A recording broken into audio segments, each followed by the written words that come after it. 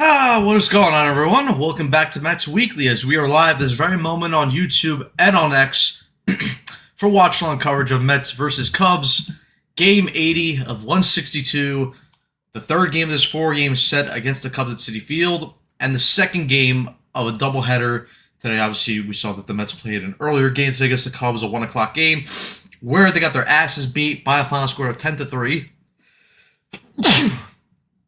Excuse me, guys. But before we start, make sure to subscribe for live episodes on the Mets Weekly podcast following every single regular season series. For those of you watching or listening on playback and want to join the conversation in the future, make sure to turn on post notifications to know when we go live. Make sure to follow Mets Weekly on X and TikTok. Follow us individually. The links are all down below in the description as always. But what is going on, guys? We are back for another watch along, another live stream, and yes, obviously the second game of a doubleheader. Like I said, the Cubs beat the Mets earlier today by a final score of 10-3. And yeah, the Mets will look to take their first game of the series and look to avoid a doubleheader sweep today. But yeah, guys, before we get into everything, let's get into the lineup. So leading off and playing center field for the Cubs, Pete Crow Armstrong. Batting second and playing left field, Shaw. Batting third and playing right field, Seiya Suzuki. Batting fourth and playing third base, Alex Bregman. Batting fifth and playing first base, Michael Busch. Batting second and playing second base, Nico Hoerner. Batting eighth and catching, Carson Kelly. Batting ninth and DHing, Ramirez. Batting ninth and playing shortstop, Dansby Swanson, and on the mound for the Cubs, left-handed pitcher Shota Imanaga. Moving over to the Mets side of things, leading off and playing left field, Carson Bench. Batting second and playing shortstop and making his return from the IL, his first game since, I believe, April 22nd when he went on the IL. It is the return of Francisco Lindor. Batting third and playing third base, Bo Bichette. Batting fourth and playing first base, Mark Vientos. Batting fifth and playing second base, Marcus Semien. Batting sixth and playing catcher, Francisco Alvarez. Batting seventh and DHing, Eric Wagaman. Batting eighth and playing center field, A.J. Ewing. And batting ninth and playing right field, Brett Baty. And on the mound for the Mets, the left-handed pitcher, Sean Manaea. So yes, people, obviously we'll see what happens. I will be here with you guys for the first hour of this watch long, and then I'll have to leave because I do have hockey, and then I'll be going to North Carolina for a trip. So yeah, you guys won't see me on the watch alongs for a little bit until early part of next week, but we will be doing something very special for Rangers Central and for the NHL draft down in North Carolina. So for any of you guys who are Ranger fans, for any of you guys who are hockey fans, make sure you guys are tuned in to Ranger Central on Friday night when we will be live for the NHL draft. So yeah, it's gonna be fun times. But yeah, guys, quickly, let's just go through you guys' comments. Daniel saying, happy Wednesday. What's up, people? What's going on, Daniel? Hornet, what's going on? Saying, hey, Matt, sheesh, we're not even halfway through the season. I need a drink. Absolutely. Ronald saying, hi. What's going on, Ronald? And Hornet saying, do you think Bregman would be interested in coming to the Mets? Lol. Probably not. Probably not, I would assume. Guys, give me 1 second. I just need to quickly do something. Give me 1 second. Sorry for the interrupt.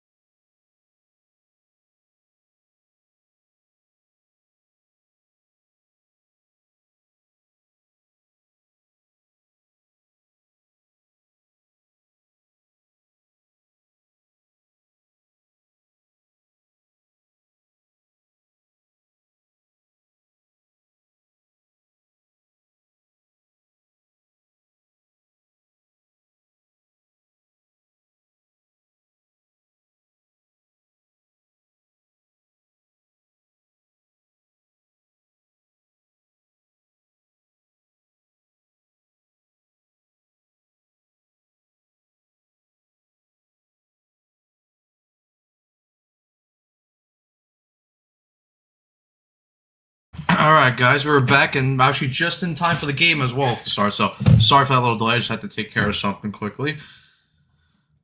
But yeah, we're about to kick off. PCA is going up to the batter's box. There's Benj in left, Beatty in right. Not too happy about seeing Beatty in right, considering that the guy's not really a good right fielder. But hey, listen, it is what it is. I guess we have to, put random puzzle pieces together now to put this team together because everyone's injured and this team just sucks right now. And thanks to David Stearns for that brilliant work. But anyway, here's the first pitch of the day, or the first pitch of the night, from Sean Manaea to PCA. He fouls off that fastball, and we're underway from Citi Field.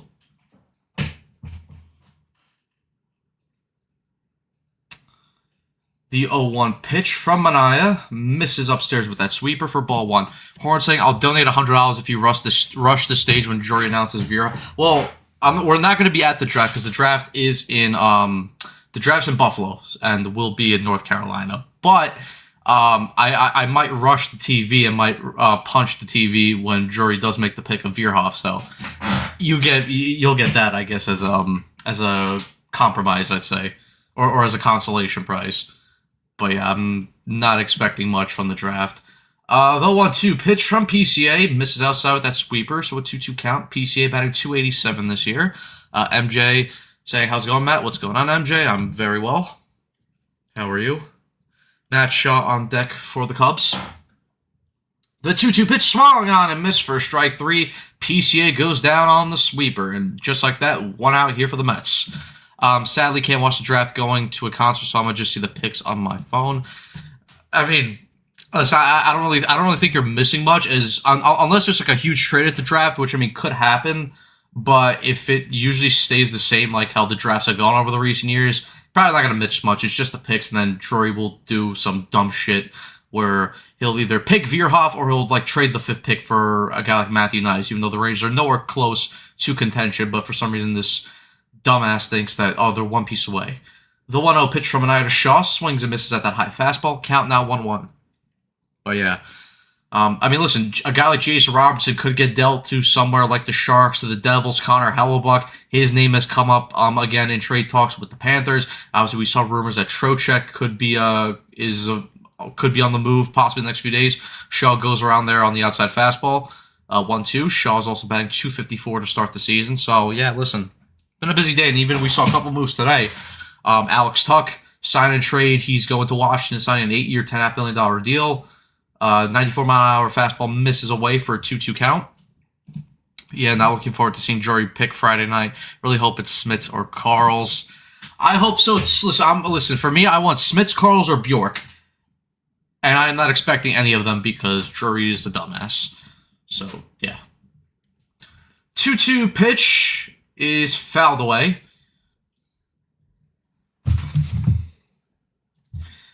Stu Shoewater is the home plate umpire. Jordan Baker, the crew chief, at first base. John Bacon at third, and Junior Valentine is the second base umpire. The 2-2 pitch is popped up, and it will go foul. Bjork is going number 4 to Buffalo. Yeah, I think Bjork will go to Buffalo at 4. I'm just, hoping, unless, they maybe trade the pick for something else, which we've kind of heard rumors that maybe Buffalo could trade that pick for maybe a star player or something. But yeah, I would expect Bjork to go forth to Buffalo.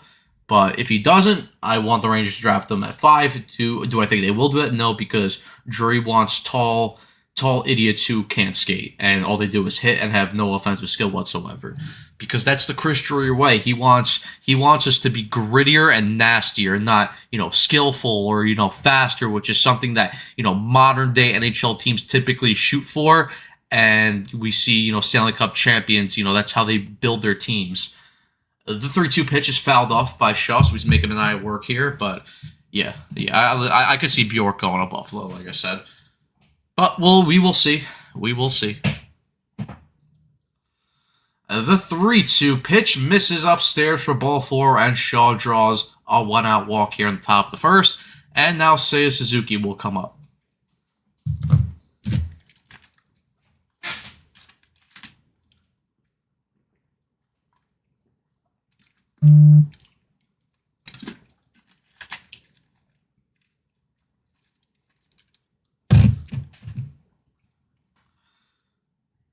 reverse pitch to Suzuki. Fastball hits the zone for strike one. MJ again saying, yeah, every day I complain to my roommate about Drury. He's an Islander fan, so we fight we fight slot, lol. Yeah, fuck Drury. The 0-1 pitch misses down and in.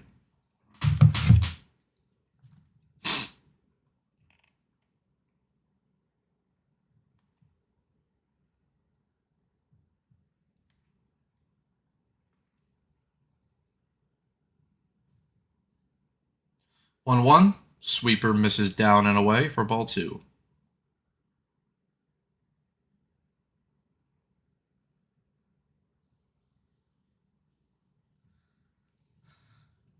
Why does Dolan not fire Drury? So because Drury's a yes man, and Dolan doesn't want anyone that challenges him. That's the reason why.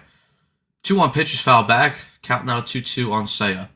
It's the reason why. It's the reason why they fired. That's the reason why he fired Gordon and JD. It's not because lack of results. Because I don't want to hear anything that the reason that Gordon and JD were fired was because they missed the playoffs in 2021. No, it wasn't. The reason why they got fired is because when the whole Tom Wilson incident happened, 2-2 pitch misses and Alvarez with the throw down, and Shaw beats the throw and steals second base successfully. 3-2 count also on Suzuki. When the whole Tom Wilson incident happened, and James Dolan went after the NHL what's it called? I believe when he went after George Parros and the safety thing, Gordon and JD, publicly, they didn't go with him, and they actually kind of went against, kind of the outcry. Up Lindor with a bobble there, and Suzuki beats the throw. So first play to Lindor and an error, and now the Cubs are runners at first and second. But They like I said, back to my story. when the whole thing happened, Gordon and JD, they distanced themselves from Dolan, and Dolan didn't like that, and he didn't like them going against him, so he got rid of him. Simple as that. And he appointed Drury, who's a yes man and who has no balls, and he sucks he sucks Dolan's dick, basically. Like that's what Dolan wants. He wants a yes man. I don't know why, all of a sudden for the Knicks it's different, and then you could have a guy like Leon Rose who's allowed to do his own thing and who's a smart guy, and then instead this dumbass hires Chris Drury, who is in his own right is a dumbass, but apparently he's changing the culture and he loves to win. Well, with the product I'm looking at right now doesn't tell me that I love to win. It tells me that I love to suck ass. Bregman hits that ball out to left field. That ball will carry, but it will die just at the warning track as Benj makes the catch for the second out of the inning. So let me also update the scoreboard for you guys, because there's an error there on Lindor. So yeah, I don't exactly get it per se, but it is what it is. Whatever. Berard wants to get traded. Apparently, I don't blame Berard for wanting to get traded. Because even though Berard had a rough season last year and he didn't show much, I still think there's a good player in there. And I still think if he goes to a smarter organization, like Tampa per se, Florida, or someone that likes those type of players, I think they'll get the best out of him. Like listen, I'm not saying Berard's going to be anything special, but I think he could be a solid third, fourth line player. And you need those type of guys. So I think, Berard does play the right way. Exactly, we hired Rose. He's incredible. Why can't we hire a good hockey GM? So frustrating, because I don't know the reason why. I really don't, but it's stupid. Like, freaking, we're the second most valuable franchise in the NHL and by the Leafs, and we have like a grand total of like 5 to 7 pro scouts and one analytics guy in the front office. I mean, that's an embarrassment. 2-1 pitch. Bush fouls that pitch back. I want Trocheck and Schneider traded out to Sells Market. Yeah, Trocheck. Trocheck is definitely gonna go. Schneider should go, but for some reason, Drury fucking loves him like he's his own son. So I don't expect Shire to get traded. Probably what's going to happen is he'll get extended, and then I'll freaking want to put my head through a wall. Joe, what's going on saying Lindor should DH. Pantries is going on saying, haha, Lindor, error as soon as he gets back, of course. That's just how it works. Tony's saying, what's up, everyone? What's going on, Tony? Okay, Lindor got it out of the way. 2-2 pitch from Anaya, and Bush fouls that fastball away.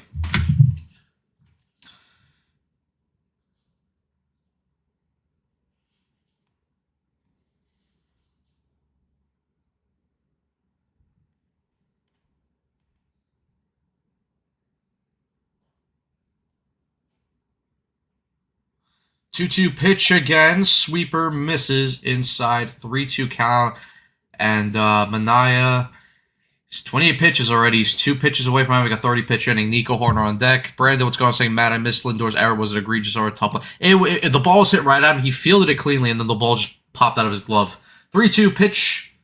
Again, fouled away. So, and yeah, that ball will go into the seats. So Manaya's going to have a 30-pitch first inning, which is cool. Obviously, wasn't helped by the Lindor error. Should be out of the inning right now, but, you know, obviously he walked Matt Shaw after striking out PCA. So, yeah, not great right now. 3-2 pitch from Manaya, and that ball's hit on the ground right at Semien, who comes up and throws over to first, and the inning is over. So the Cubs threaten here on Lindor's error, but Manaya is able to work through the inning and work past the error. We head to the bottom of the first with the game still tied at 0. All right. Let's see what the offense can do. Obviously, it will be Benj, Lindor, and Bichette to face Imanaga here.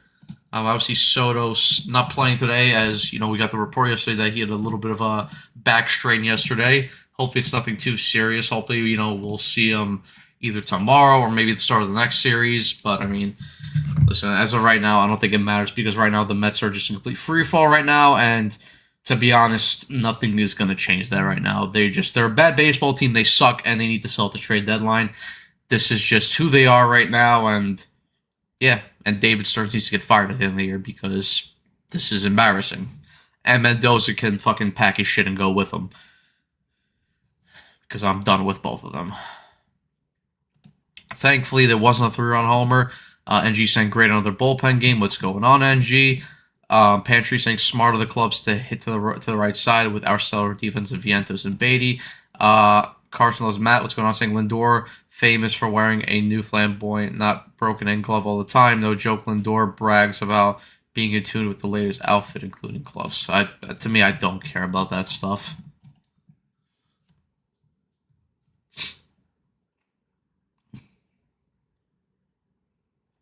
And of course, the next series for the Mets is against the Phillies on Friday, Saturday, Sunday. Because on Friday, Saturday, Sunday, and Thursday they play tomorrow they play the final game of this 4-game set against the Cubs. And then they do hit to Toronto for a series, which should be interesting. It's starting to be unfunny even watching Benji and Ewing. I love them, but seriously, they're the only ones trying to win and playing hard. First pitch from Imanaga to Benj, misses outside for ball 1. Apparently, Buffalo's negotiating a deal with the Rangers involving. I heard that Buffalo is involved in the Trocheck sweepstakes. So, you know, we'll see what happens with that. Obviously, they did, not essentially that they cleared money because Tuck was going to free agency anyway. Fly ball hit the left field and caught by Matt Shaw, 1 out. But yeah, so it's not like they're saving money on Tuck per se, but they're not allocating, money to Tuck. So essentially, they can take on, Trocheck cap at $5.6 million. And also, you would see Trocheck reunited with Sam Carrick with the Rangers, of course, trade to Buffalo last year at the trade deadline. And here's Lindor for his first at-bat back off the IL. And of course, the fans giving an ovation. And of course, coming up to my girl as well. First pitch to Lindor is popped up, and that ball will go into right field and caught by Suzuki. So 3 pitches and 2 outs. Fantastic start. Pantry saying, Philly series who's ready for Pierce versus Wheeler version 2. Not me. Carson loves Mets saying Lindor actually said new gloves are part of his style. Also complains Soto's not into fashion. Yeah, that's all bullshit. I don't believe that. Arma was going to say hello, all I'm here, so let the puck talk begin, except for Rangers talk, because fuck them like this Mets team. Well, I can agree, fuck the Rangers. Fuck Chris Drury. Alright, now here's Bo with 2 outs. First pitch fastball. Looked like it missed up, looked like it missed out of the strike zone up, but the umpire calls a strike and no challenge from Bichette, so it's an 0-1 count. Bichette has his average right now up to 251. The 0-1 pitch misses away for ball 1.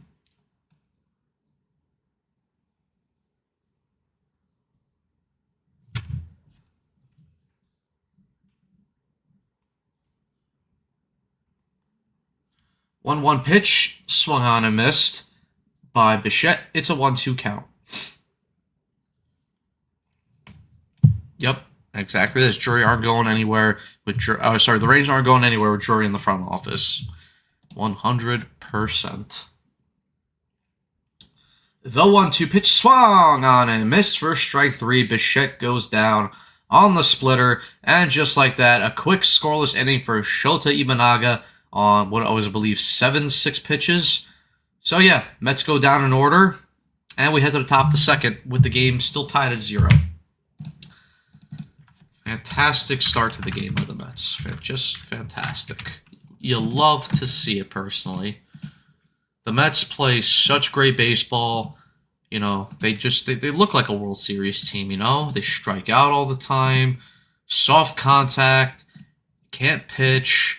They have a dumbass for a manager, a dumbass for a president of baseball operations. You know, they're just a great team all around. It's a great franchise. What's up, Ant from Subway to Shea? Make sure you guys subscribe to Ant at Subway to Shea. Does a fantastic job over there on his channel. Does weekly Mets podcasts and shows as well. Also, you know, has special guests on from time to time. Mets didn't give up a run in the first inning. What a blessing. They did that last night with Senga, and then they proceeded to get, bitch slapped the next inning. So I'm not expecting anything, good to happen over the next inning per se. So yeah, listen. I'm at a point where it's like if they win, cool. If they lose, it's expected. It's like I'm not expecting anything. So yeah, and listen. As long as the young prospects come up and they're able, to get playing time, especially after the trade deadline where the Mets start selling off pieces, that's all fine by me because this is what it's about now. This is what it's about. And there's gonna be a lockout next season anyway, so it's not we're not gonna get baseball anyway. So it is what it is. All right.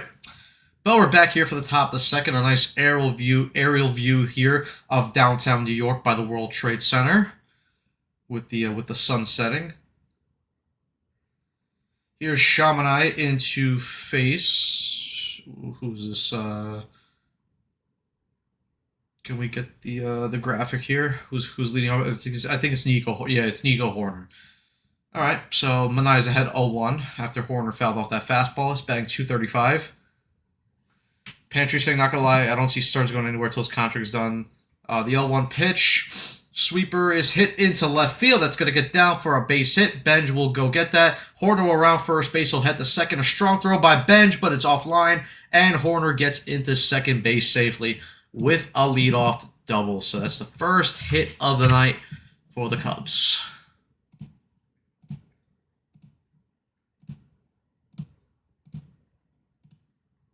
So, yeah.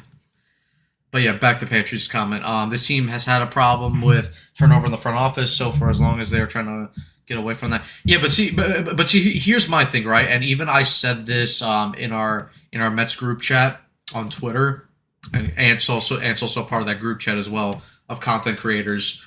Carson Kelly up, he's on the count 1-0. It's like listen, I get that the Mets want some stability in the front office and at the manager spot. But it gets to a point where it gets so bad that and Kelly hits that ball into left field, gonna get down for a base hit, it's gonna roll into the corner. Benj will pick it up. Hoerner rounds third, he'll come in to score. Carson Kelly with an RBI double, and the Cubs strike here in the top of the second. It is 1-0. Great. But yeah, like I said, listen, it gets to a point where it's so bad that you have to make a move in the front office. You just have to. Like, listen, the first season, 2024, it was cool. It was fun. They went on a nice run, but, and then they start well in 2025, but you can't end the season like that where you collapse down the stretch like that. And then you can't go into the season and just, potentially with this team, potentially finishing anywhere between 15 to 20 games under 500. I'm sorry, when it reaches that point, you have to make a move and change something. I'm sorry, Stearns does not deserve to come back next year. He just doesn't. He just does not. I've given him multiple chances. I've given him the benefit of the doubt multiple times. But you know what? You've had a 3-year sample size, and one, it correlated with a miracle playoff run. Two, it ended with a nightmarish collapse comparable to 07. And then this is a shit show. Again, where the team might finish between 15 and 20 games under 500. Sorry, you don't deserve to come back. You just don't. 1-2 pitch misses upstairs. Freddie due to pitch tomorrow, or isn't he? He'll be auditioning for council. Sorry, Matt, I jinxed it. I mean, listen. We can't say that it wasn't expected. So you're good, Ant. The 1-2 pitch is fouled away. Pantry saying, yeah, I understand, Matt, but also Stearns is Cohen's guy. Even they do shit, I feel Cohen's going to stick with him since he waited so long. Yeah, but to me, to me. Listen, like that's cool. You could be your guy, but when you had a 3-year sample size, that's enough to see. It's like whether you're good enough and whether you can handle this job. Clearly, after 3 years, he's shown that he can't. Game over. Good night. Absolutely. That's the ball game. Absolutely. 3 years with Stearns, but this is year one of actually trying to build with the team, and I think Cohen knows that, and he will. I would move on. I don't trust him anymore to take this team. Listen, I think he's done a really good job with the minor league system in terms of drafting and scouting, but in terms of the major league moves, they've been atrocious. 1-2 pitch is hit into center field. Ewing will go back, and he will make the catch right on the edge of the grass. Kelly will tag up, and he'll head to third base. So Cubs now have a runner at third base with 1 out, and that will bring up Ramirez, the DH. Oh, no, sorry. Be Dansby Swanson. My bad. Yeah, Ramirez just flew out. So, yeah, Swanson will come up now. And there's a look at the grand slam that Dansby Swanson hit in the first game of the doubleheader. But yeah, I don't know. I would fire him personally, but that's my own opinion. And again, this is not about what's it called? Swanson fouls off that first pitch. This is not about moving on from the old core. Again, you guys know how I feel about the old core. It was time for them to move on. This is not me being angry about the fact that Stearns chose to get rid of guys like Nimmo, Pete, McNeil, and the fact that Diaz left. That has nothing to do with it. It's just the fact that the guys that he brought in to replace those players have not been good enough. Either one, they haven't performed. Two, they've been streaky. Or three, they've been flat out injured. And then he decides to keep around this dumbass Carlos Mendoza. So, to me, I can't. Sorry, trying to play devil's advocate. Personally, don't care either way if he gets fired or not. Listen, I don't have a problem with you playing devil's advocate because it's always good to look at things from both sides. To me, again, 3 years for me is enough of a sample size to say whether you're good enough for a job or not. That's for me personally. Listen. There's a chance that Stearns might stay and he'll turn it around and the Mets are contenders next year. But I can't go into next year, having high confidence in him after this season. I just can't. Swanson strikes out on the high fastball, and there's 2 away here. Armand saying, I would say walk Swanson to set up the double play, but Minaya most likely gives up a 3-run shot. Well, he just struck out Swanson, so there's that. And PCA will come up for a second AB after he struck on the first inning.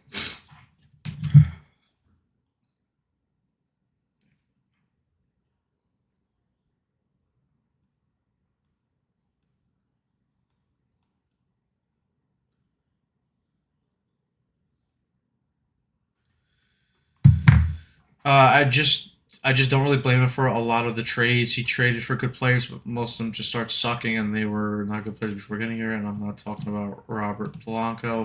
And he did turn our minor league system around a crazy amount. No, so I did give him credit for for his handling of the minor league system and the whole scouting and drafting. But I just I'm sorry, the moves just are not good enough. Yeah, confidence for 0, but I'm sure. Sorry, 1-1 pitch. Misses outside for ball 2. But I am going to give him more year personally. But if he gets fired for this year, I can understand that too. Yeah, I mean, listen, if you want to give him one more year, that's fine. But I don't agree with it personally. But that's your opinion. 2-1 pitch from Manaeus, foul back. Every team will be a contender next year with a obviously we're not getting baseball next year, so there is that. But it is what it is. Manaea already at 50 pitches, about to throw his 51st of the ball game. Still looking for the final out here in the second inning.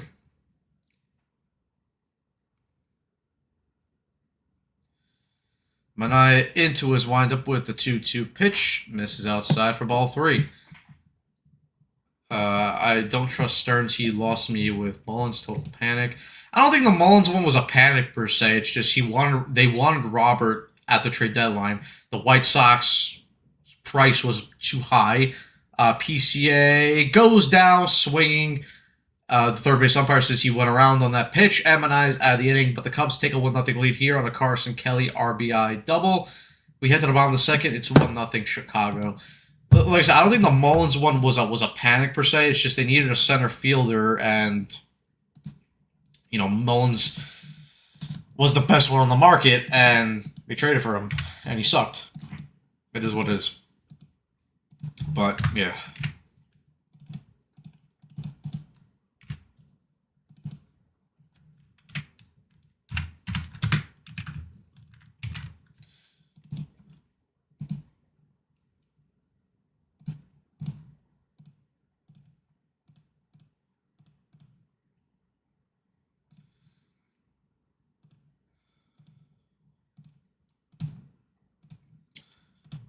Will you guys be live streaming the draft? Yes, we will be live streaming the draft. That's all I'll say. Yes, we will be live streaming, but there are some other details that we do want to keep a surprise. So, yeah. But yes, we will be live streaming the draft. Stone saying, "Yo, what's going on, Stone? Game 80, how you doing? What's up, Bird Toast?" I'm personally, I'm fine. I'm fine. Mentally, I'm in a good spot. Pretty much everything around my life is great right now. Work, friends, sports. Well, sports that I play personally, not watching this shit show on a daily basis. But yeah, personally, I'm good. How you been doing? But yeah, with the team, not so good. Not so good. Terry, what's going on? Saying 2 innings, 52 pitches. Yep, not great at all. But Bichette struck out to end the bottom of the first, so Vientos will lead off, followed by Semien and Alvarez, where they'll face Imanaga.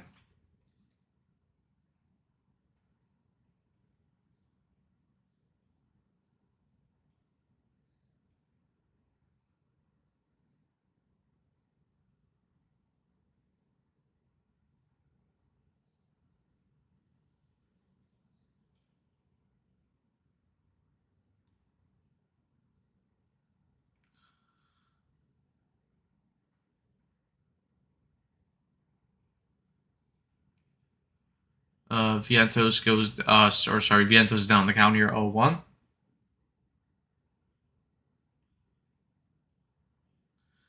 Oh, 1 pitch. Clips the inside part of the zone for strike 2.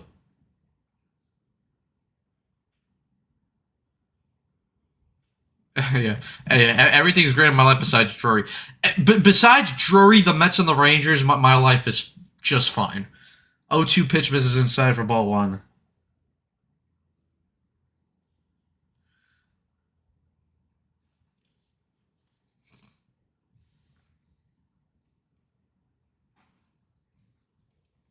The 1-2 pitch misses down and away for ball 2.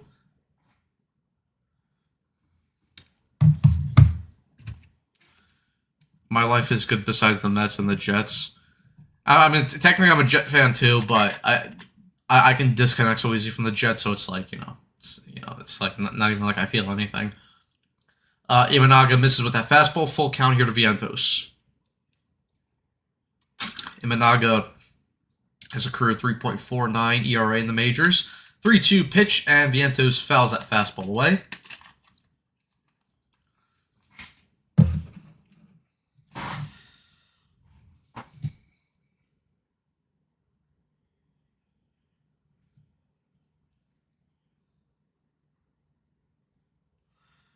Three-two pitch is popped up. That ball will go into right field. Suzuki after it, and he'll make the catch right along the right field wall. And that's the first out here in the bottom of the second. Nice play there by Suzuki.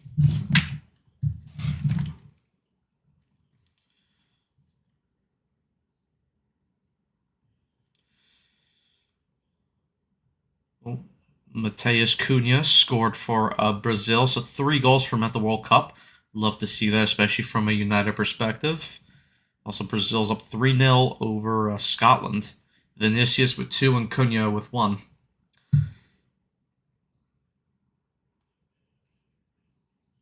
Here's Semien now as that first pitch misses for ball 1. Semien is batting .213 this year with a .614 OPS. The 1-0 pitch misses up and away. And there is the confirmation here, as Alex Tuch is officially a member of the Washington Capitals. So we got the final trade.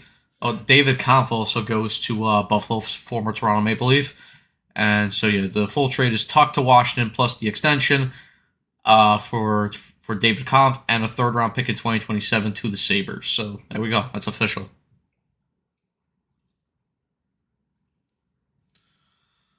The 2-1 pitch to Semien, swings and misses for strike 2. Good for Tuch, got paid. Yeah, listen, good for Tuch. I mean, listen, the extension, given an 8-year deal to a 30-year-old, not really, great. Semien strikes on the high fastball for the second out here of the inning. Yeah, the term for me is a bit high, 10.5. It's not really a great term, and the years are a lot, especially like for a 30-year-old. But good for Tuch. Listen, he got his bag, he got his payday.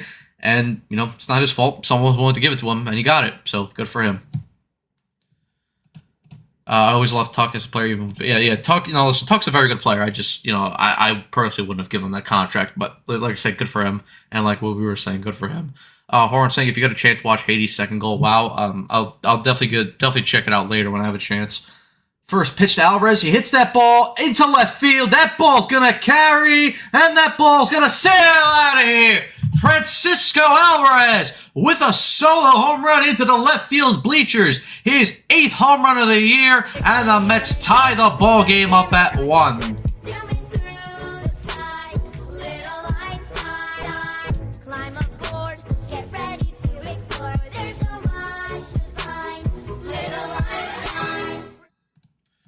Alvarez showing off the power there as he goes deep for his 8th home run of the year. And we have a tied ball game here in the bottom of the second.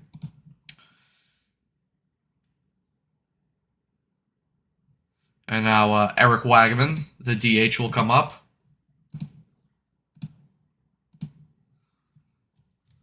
First pitch to Wagman, clips the outside corner for strike 1. And there's a replay there, the Alvarez homer. Turned on an up and in fastball. Imanaga just put it high for him, and way too much plate. And Alvarez did damage there. And Imanaga quickly ahead 0-2 on Wagman.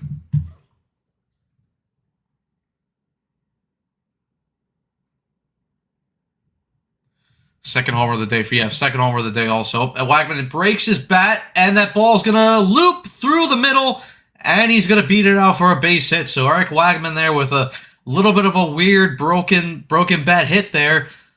Hit it to a part of the infield where a fielder wasn't there. Nico Horner was shifted over to his right side, kind of playing right behind the second base bag. And yeah, and it also hit the ball hit off Imanaga as well. So that's why it deflected into a path where Horner wasn't at. But hey, listen, it's a hit. They all count the same way. Second hit of the inning for the Mets. And yeah, Wagman's on base with 2 outs. And yeah, like Ant said, second home run of the day for Alvarez. Obviously, he hit one back in the first game of the doubleheader. So thank you for the reminder, Ant. Yeah, 8 years at 10.5 to a 30-year-old is going to age poorly by year 5. Yeah, absolutely. All right, but now here's AJ Ewing with a run on first and 2 outs. I know a lot of people want to get rid of Alvarez. I want to keep him. Still super young, cheap as hell. Still middle of the pack catcher. In my opinion, not sure who you would find to replace him. It's just the inconsistency with Alvarez that bugs me, and with his injuries, that's the only thing. Imanaga with a throw over, but Wagman's back in safely. Do we know if there's any clause in the Tuck deal? That I am not too sure. I could try and check to see if there's any trade protection. There probably is trade protection because it's the NHL and everyone gets trade protection, but I'll try to see. 1-0 pitch misses outside for ball 2.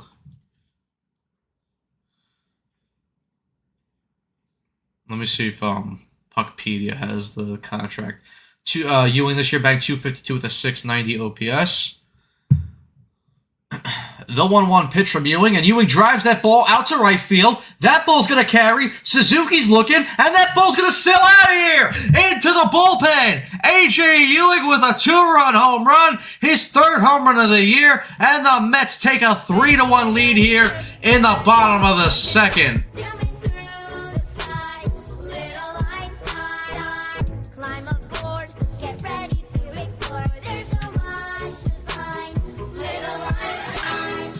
Three straight 2-out hits for the Mets, and just like that, they jump all over Imanaga and the Cubs, and they lead this ball game 3-1.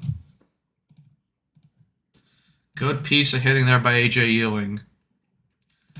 Imanaga's pitching. I pulled one of his garbage pail kids card last year and got 600% for it. Didn't even really know who he was or how he was. Home run, nice. Trade protection, such a joke now in the NHL. Yup. Hey Matt, big fan. What's going on, Fabs? Everyone smash a like button and give some love for Fabs in the chat. Fabs is awesome. He's one of the best deck hockey players in Long Island. Captain for the Kraken team. Big fan. We love Fabs here. Also, make sure to give him a high five because Fabs deserves all the high fives. Also, a little spoiler here. But Fabs will be joining us for the draft stream on Friday. So you guys get to meet Fabs. He's a cool guy. Pretty cool guy. Now here's Beatty. Wanna go viral. Down the count 0-1. Ewing is a certified hooper. He absolutely is. You're the best. God bless you. I'll see you later tonight, Fabs. 0-1 pitch is hit on the ground. Foul. 0-2.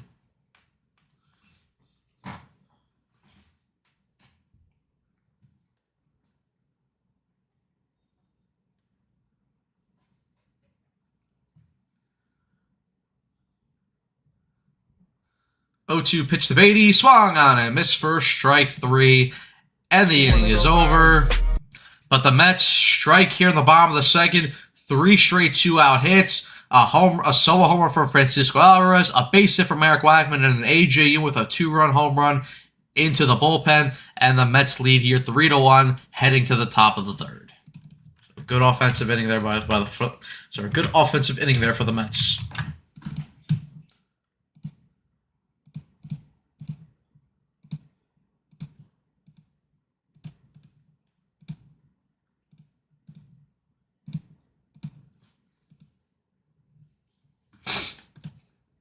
Hopefully I get to watch the stream. Count on you guys since I can't watch the draft lol.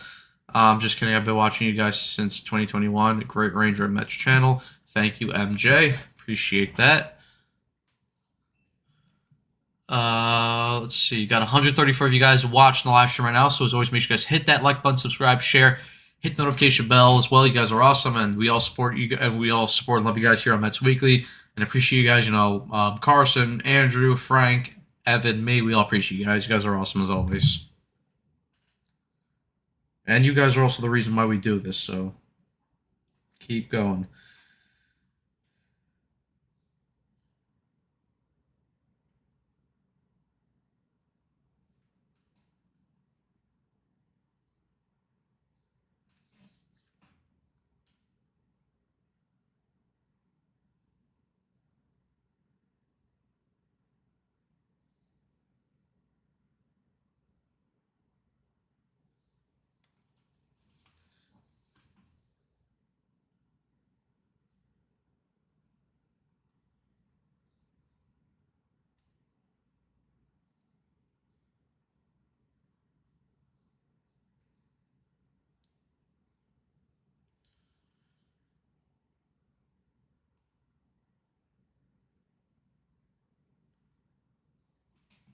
All right, but here we are for the top of the third as Shamanai is back out there as he faces Matt Shaw, who walked in his first at-bat back in the first inning. What year were the New York Mets founded? The 0-1 pitch is hit down the left field line, but it'll go into the seats foul. I know you guys are a Rangers channel, but I wonder what the Devils do with the 5 picks they got from the Nemec deal. Well, I mean, they got 2 first-round picks from Calgary, right? Which was a fucking fleece, by the way. Sonny Mender did a fantastic job. I don't really see why Calgary made that trade, but listen, credit to the Devils, they were able to make that trade. You guys got your first-round pick this year. I'm not sure, because the pick is around, I believe, 15? Let me just double-check.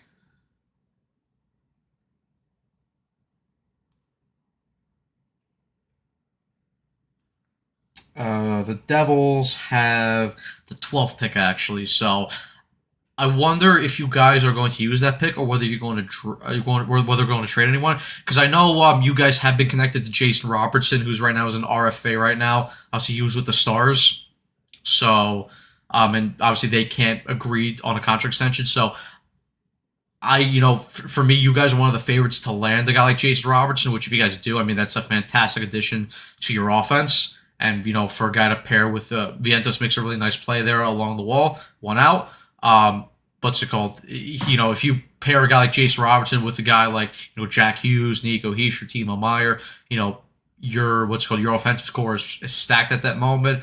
I still anticipate you guys to make a couple moves defensively, like trade a guy like Dougie Hamilton per se.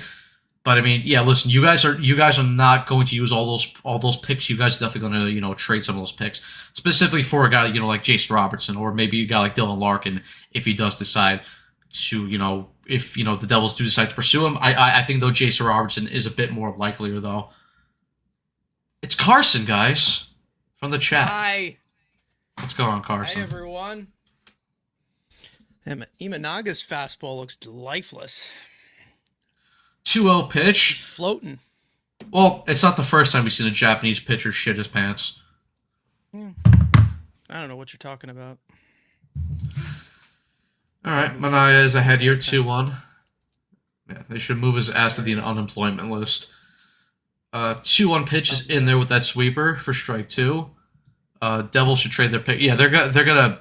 I think it's for them. For Robertson, it's between the Devils and San Jose. I think they'll get them.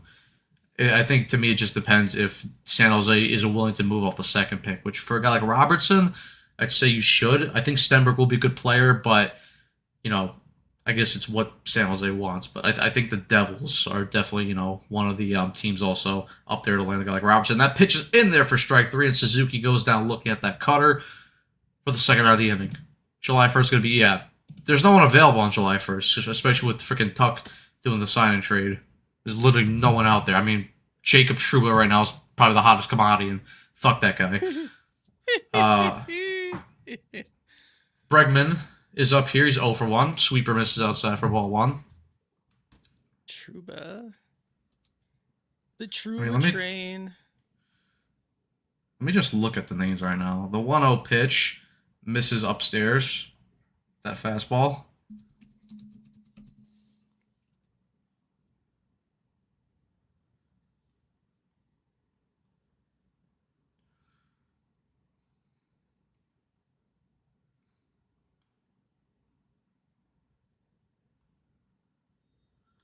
Two-0 pitch. Bregman holds a swing, 3-0. But Borowski is a free agent, obviously. Liney is a free agent. Trouba, John Carlson, Kevin Hayes, Kopitar's retiring. Andres Lee is a free agent. Bjorkstrand, Evander Kane, Mikheyev, Tarasenko, Bregman walks. Yeah, there's Kuzmenko. Zuccarello's a free agent. Gudis, Arvidsson, Perron, Jensen, John Klingberg. Ovi's a free agent, but if he does go back to the Capitals, he's gonna wait. But he's not signing anywhere else besides Washington if he decides to come back to the NHL. Which they're giving us some help with Cairo and Tuck, so I wouldn't be surprised if he does come back. Manaea is ahead here on Bush 0-1.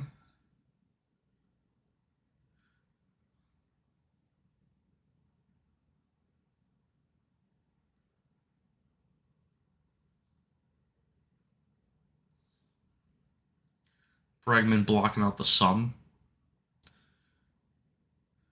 Bring Trouba. No, unfortunately, though, another terrorist currently has his number, so, JT Miller, that fucking cocksucker. Yeah!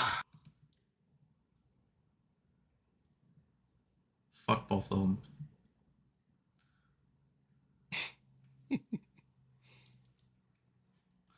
1-2 pitch is hit on the ground. Renan Vientos takes the ball to the bag himself, and the inning is over. So Manai with a fairly easy inning besides the walk to Bregman. We head to the bottom of the third. Mets still lead at 3-1.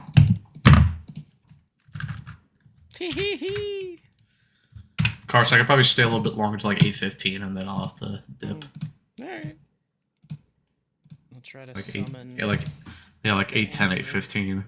Try to summon the rhino. Let's see.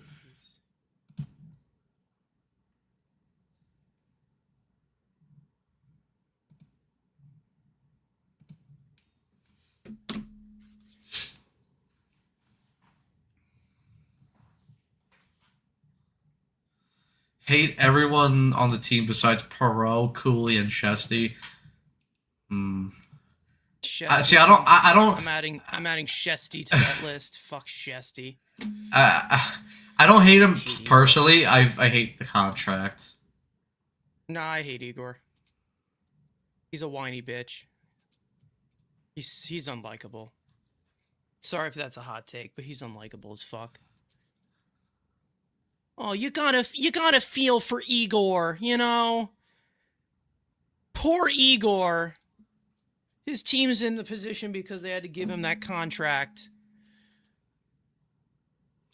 Well, because the general manager's a dumbass and Kiss doesn't know how my to build ass. a team besides overpaying goaltending, which Screw is him. the one position, and it's been proven multiple times throughout the NHL. That's the one position you don't overpay is goaltending. And this dumb cocksucker says, "Oh, let me give him $11 million 8 years. He carried me to the playoffs in 22. 2 conference finals. President's Peaked Trophy." 5 years ago.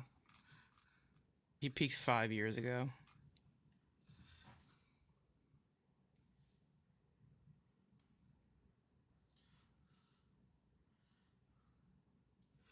All right.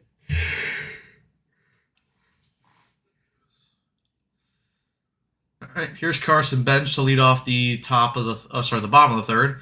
Curveball misses outside for ball 1. Bench flew out in his first AB.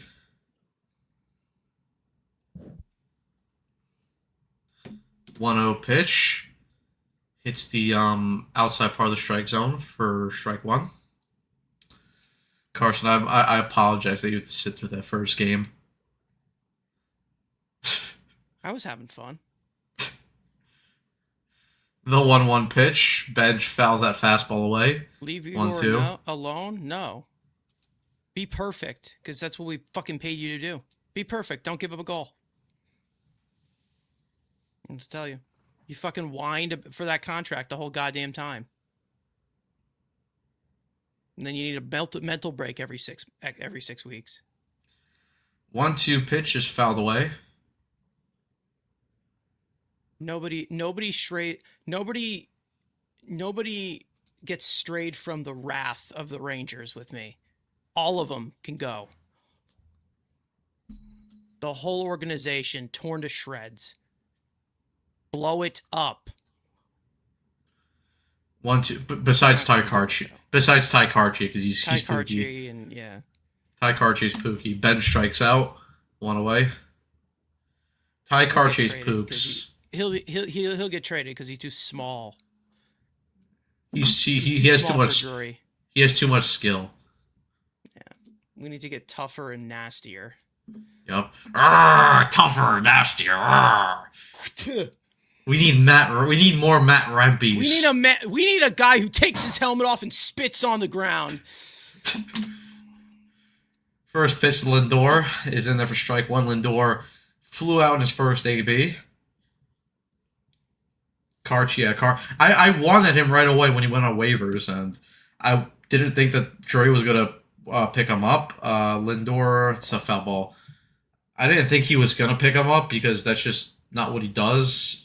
he did. I'm still not giving him credit because it was an obvious pickup, and Drury can go fuck himself and suck a cock. But But Ty Cartier, we love you on Mets Weekly. We're big Ty Cartier stans. I love King. Ty Cartier should get his number retired by the Rangers. He's just that good. Not before Kreider, though, right? Yeah, look up. Fuck Kreider. Assistant GM was probably holding Drury down to pick up Cartier.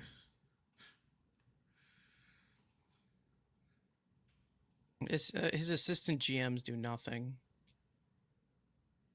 They don't even realize they have a job.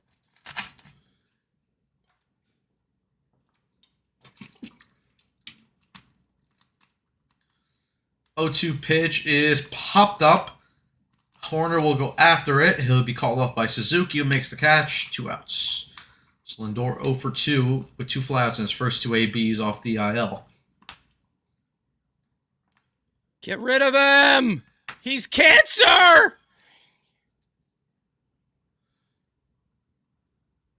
Drury's GM is probably his Drury's assistant GM is probably like his podhead cousin who just got a job because of nepotism. That's why. Yeah, probably. He's like, yo, man, look at this hockey player. Oh, shit. Yo! Oh my god, man. Arthur Kellyov, this dude's gnarly. Yo, man, this guy Carson Soucy, yeah. I mean, he can't skate, but he's cool, he's big, man. He's big. He looked even bigger, man. He looked even bigger than the... He's got size, bro. They shut down the count here, 1-2. Last time I scouted him, he looked like the size of a whale, dude. Oh, bro, he looks like Godzilla's, thing, Oh, no way. 1-2 pitch is hit to right field. That ball's going to carry, but it will die right before the warning track, and it's caught by Seiya Suzuki, who drops the ball after, but the out was recorded. So we head to the top of the 4th with the Mets still leading at 3-1. Oh, we're not making fun of all weed smokers. We're just making fun of Drury's dumbass cousin, who happens to smoke weed.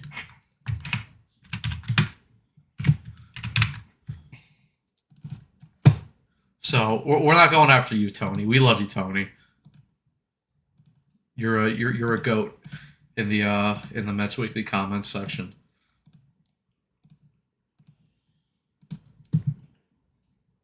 AJ Greer predicted value is 6. Yeah, I like AJ Greer, but why the fuck would anyone give him? Sure. Right, well. See, this is why Florida's such a good organization, because they got AJ Greer before his payday, and he ended up winning a cup with them. See, this is what smart organizations do. They find the players.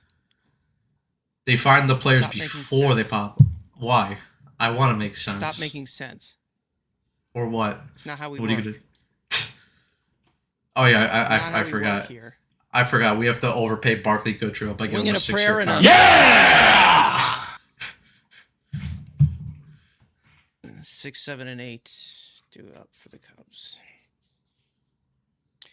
against our most reliable starter at the moment, Shamania.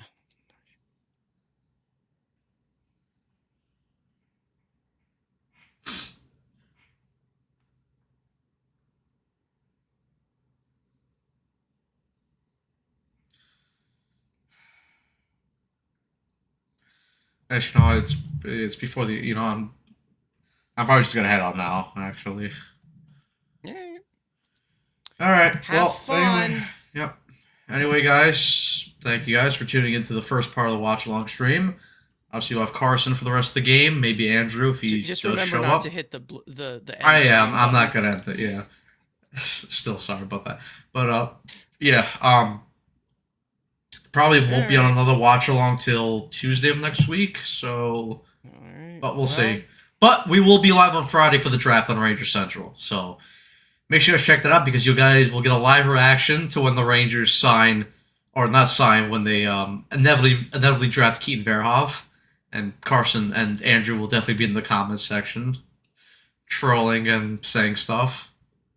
But, yep, guys. Lead off double here for Nico. See you later. That's nice. There you go. See you guys later. Peace out. All right. Everyone, you're back under my watch now. So now we go through yet another baseball game, twice in one day. Nico Hoerner. Good play by Ewing to cut that one off, but still was not good enough. Either way, leadoff double as the Cubs get the tying run to the plate. Carson Kelly, who's 1 for 1 already today, takes the first pitch, strike 0-1. Manaea about to throw his 75th pitch of the day here in the 4th inning. We'll see how long he goes.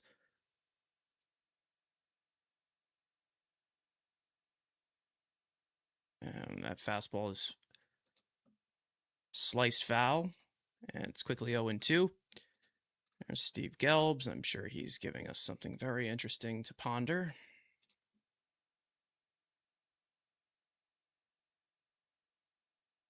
The 0-2. Fastball misses up and away for ball 1.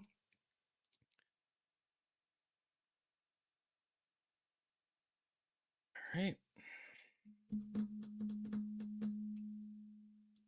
The 1-2. Fastball carved foul into the first base seats.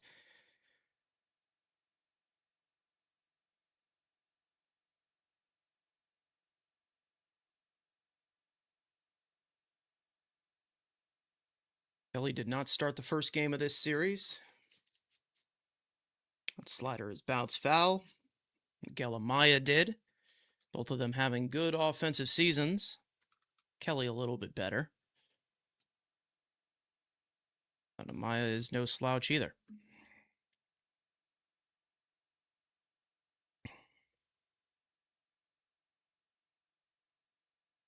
One, two. Bounce to the right side. Semien has trouble coming up with it. He throws over to first. It is too wide of the bag, and it'll be an infield hit for Carson Kelly, or I think they're actually going to rule that an error. The Mets' second error of the night goes to both of the middle infielders, and now there's runners at the corners with nobody out here in the 4th, and Sean Manaea has some trouble to work out of. So Marcus Semien, who defensively has continued to struggle after that's what the Mets brought him in for. Doesn't seem like it's been paying off dividends at all. It's an E4 on that play. Now the tying runs are on. So the Mets getting a 3-1 lead in the 2nd. Now with a danger of possibly giving it away once again, which has been pretty much their thing.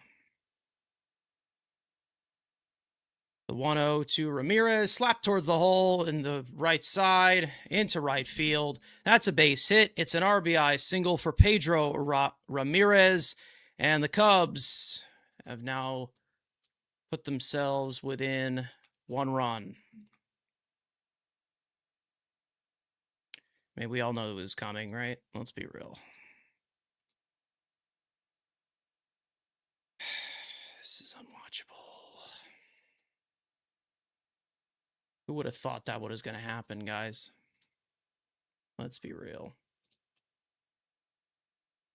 Yeah, this team is checked out.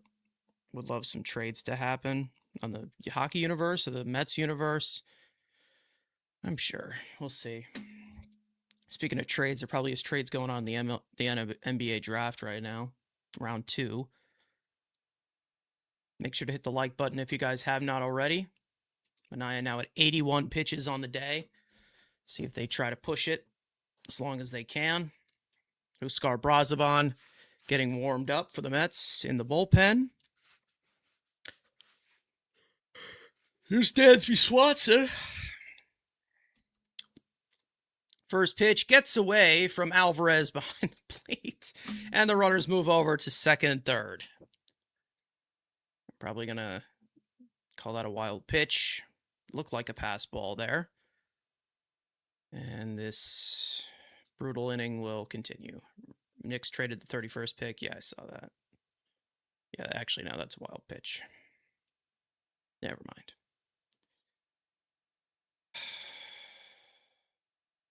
Fucking Christ,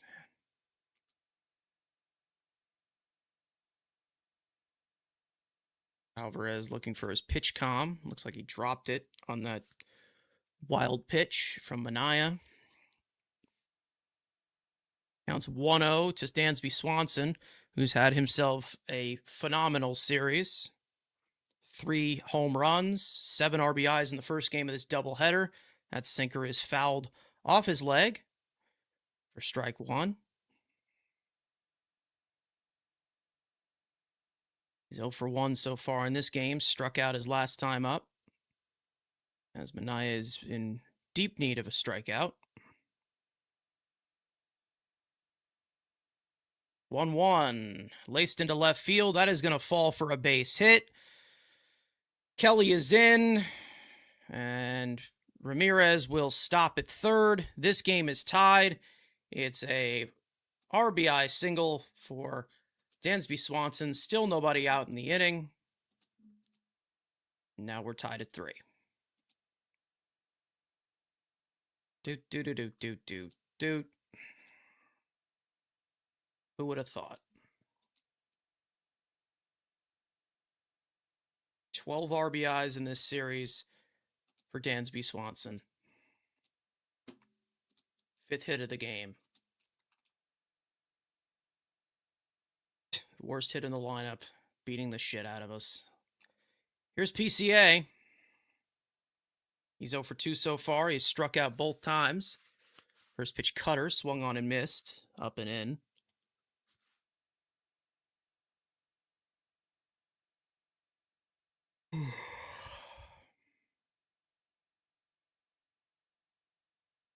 And that bunt is pushed over the head of Bichette and into the vacated space on the left side of the diamond.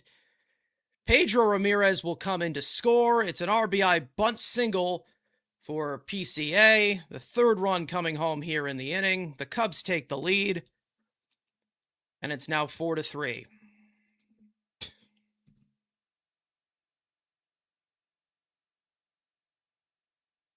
Popped up over Bichette's head. Lovely.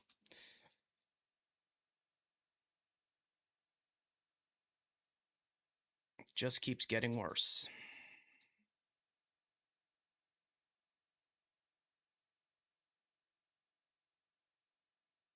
And it looks like that'll be it for Sean Manaea. Defense didn't do him any favors. Pitch count just got too high. Huskar Brazaban will come in. We'll play the song just to lighten the mood, as the Cubs now lead 4-3 in this game.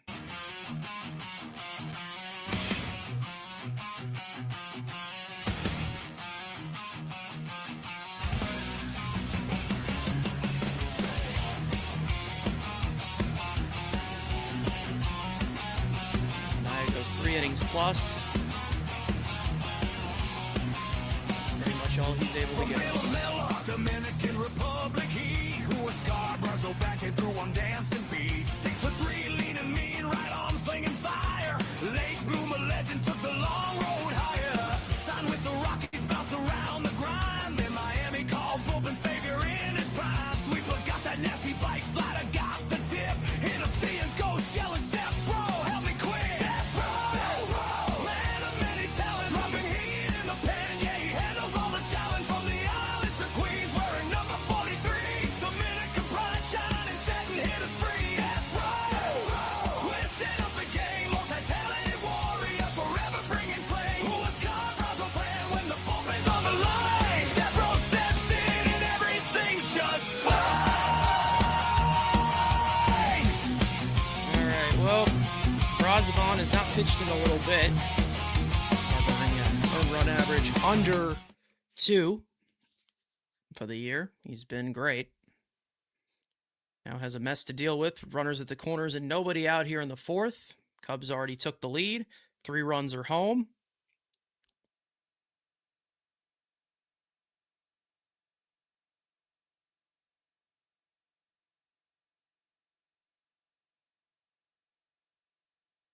This will be his 33rd appearance of the year. They have used Brazoban in pretty much every single situation. Mop-up duty, an opener, high leverage, you name it. First pitch. Changeup bends in there for a strike, and it's 0-1 to Matt Shaw. Shaw's 0 for 1 today. Walked his last time up and stole a base.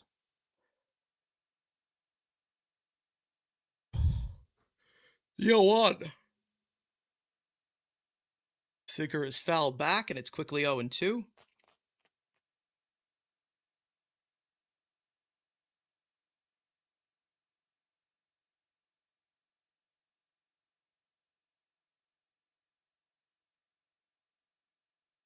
The 0-2. Changeup misses low for ball 1.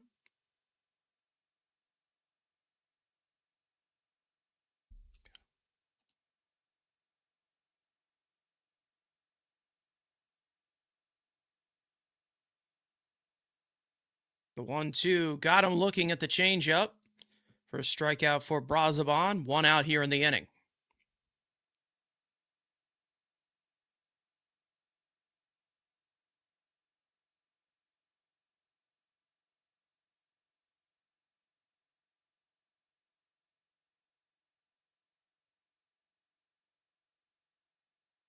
Here's Suzuki. Suzuki's 0 for 2. Already this game, he's struck out. That first pitch sinker misses down and away for ball 1. There's Manaea. Definitely not the outing he wanted after back-to-back solid outings. Back in the rotation. The 1-0 swung on and missed at that changeup, and it's 1-1.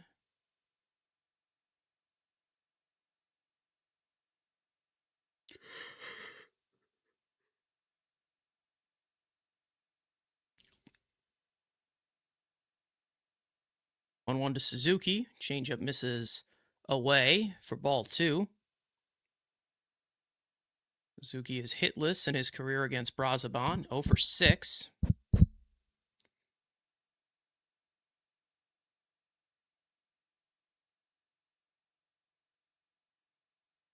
Two-one swung on and missed at that sweeper, at that sinker on the outer half of the plate, and it's 2-2.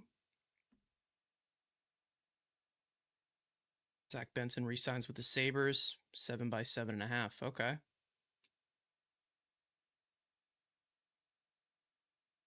Suzuki, after the timeout, step off by Brazoban.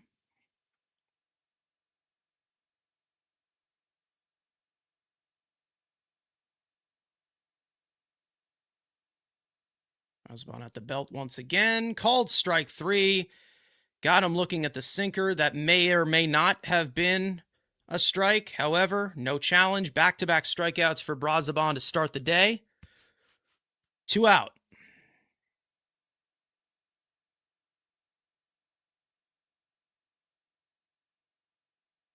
That'll bring up Alex Bregman. Bregman walked his last time up. He's 0 for 1. Swings and misses at that high and tight sinker, and it's 0-1. Bregman signed with the Cubs in the offseason, and it has not been a great start for him. 682 OPS on the year. The 0-1. Sinker misses outside for ball 1.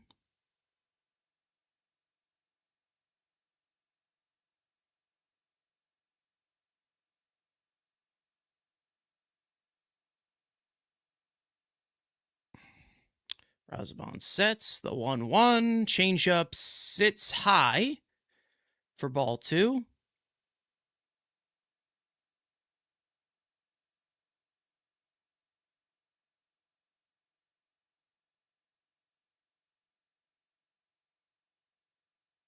The 2-1. Sinker is popped up, and it will go into the seats foul. 2-2. Bregman does have a home run against Brazoban in his career.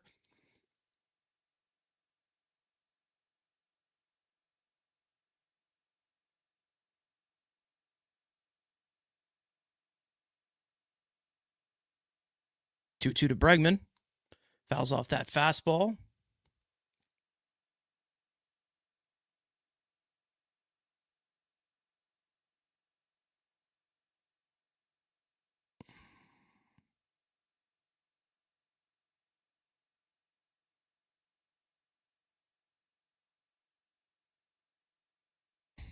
Two-two. Changeup misses outside. That drives the count full. Michael Busch on deck. Razabon trying to limit the damage here after Minaya got into some trouble. 3 runs already home in this 4th inning. 3-2 once again to Bregman. That changeup is fouled off. Runners were going.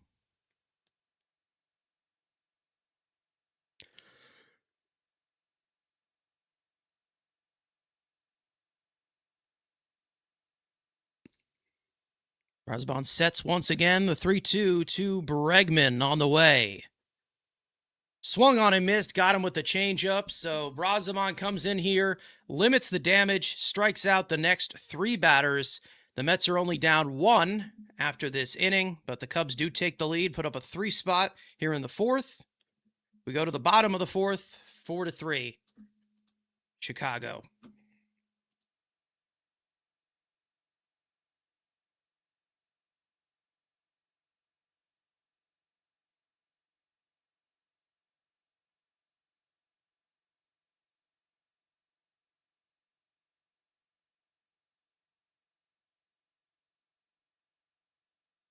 Bullpen has been solid. Yes, it has. Only silver lining. And likely all of them will be off the team if they continue to lose like this. Unfortunately.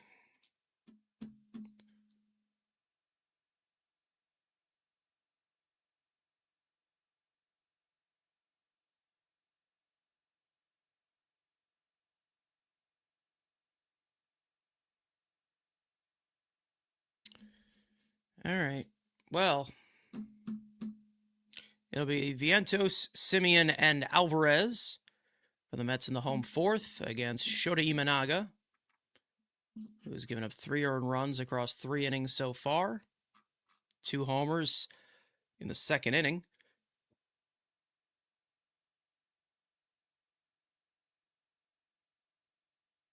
Oh, man.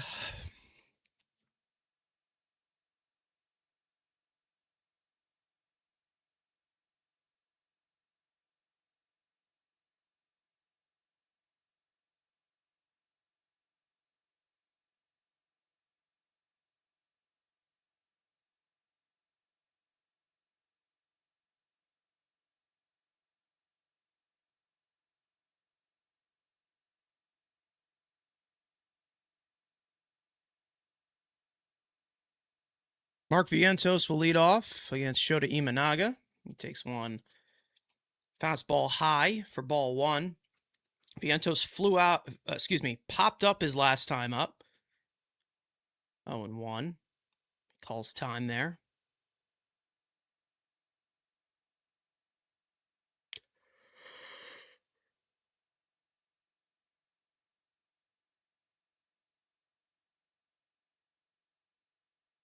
The 1-0, called strike, letter high, 1-1.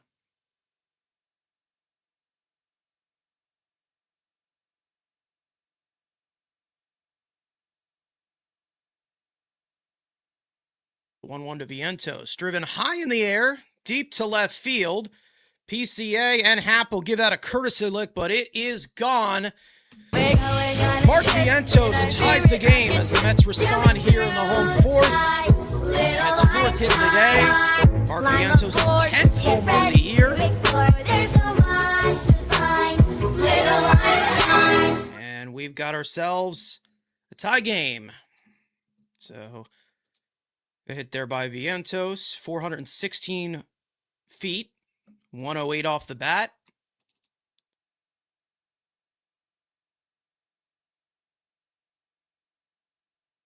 Game's tied.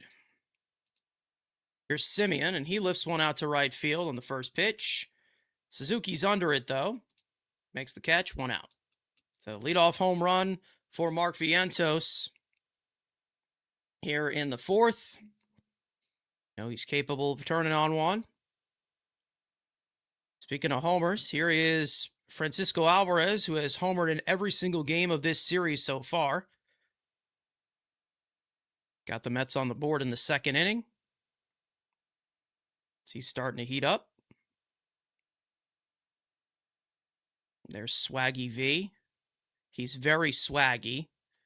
First pitch splitter misses low for ball 1. I'm sure that will be on his Instagram story later on today, because he's extremely full of himself. Swings and misses at that splitter, and the count's now 1-1.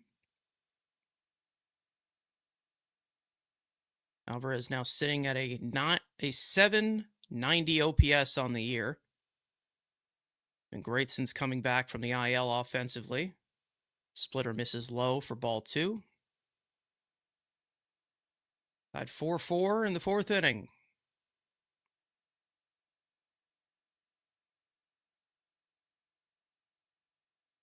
Two 1.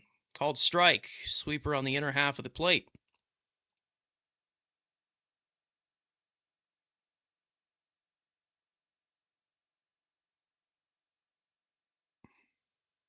Two. Broken bat. Grounded towards the middle of the diamond. Nico Horner is up with it. Throws to first. In time. 2 out. Shattered bat. Sawed off in half there by Alvarez. Speaking of shattered bats, here's Eric Wagaman. Last time he was up, he had a broken bat single towards the vacated part of the diamond. He's 1 for 1. He also scored a run on the Ewing 2-run homer to give the Mets the lead. That since Ben has gone. That sweeper misses high for ball 1. Wagaman has been doing his job when he's been called upon. 1-0, nothing crazy. Fouls off that splitter. Can't say he's a fantastic player, but he's been okay, I guess. Not better than some of the other guys they've brought in.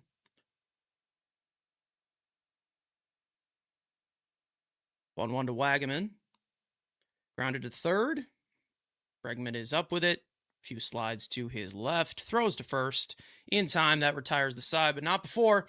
Mark Vientos tied the game with a solo home run, his 10th of the year. It is 4-4. Razabon likely back out to the mound. We go to the 5th.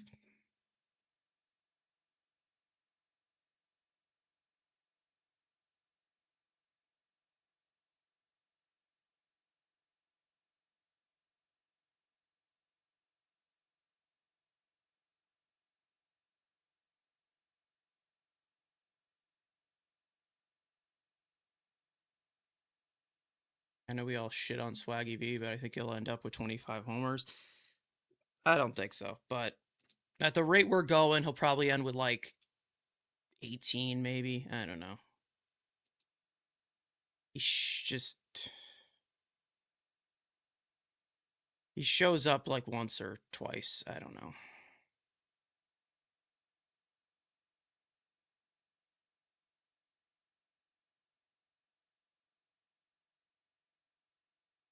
I ain't putting any stock into any of these guys. Sorry. I'm all capped out on that.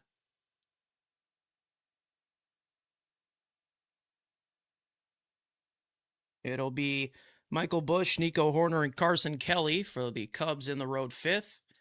Mets tying the game. Knotted up at 4.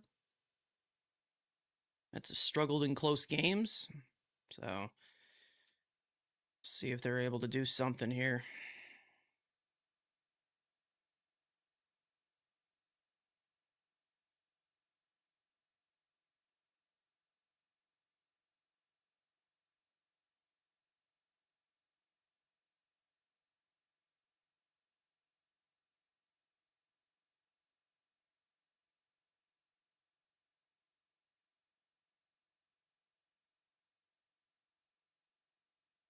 Michael Busch leads off against Huskar Brazaban. His first pitch sinker misses up and away for ball one.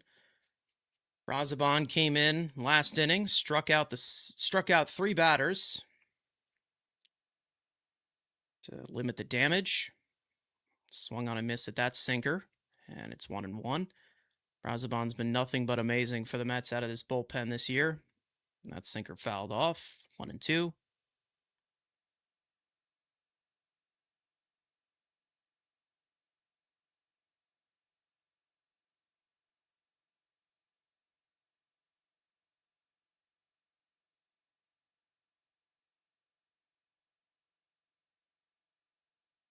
The 1-2, changeup misses outside.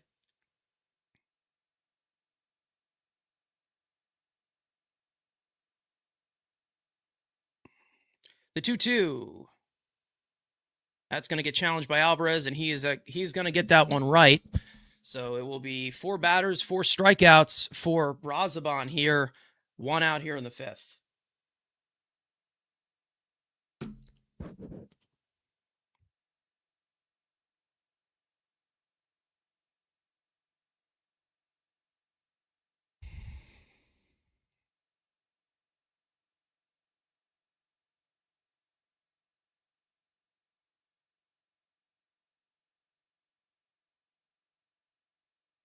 Here's Horner. Horner is already 2 for 2. 2 doubles, 2 runs scored.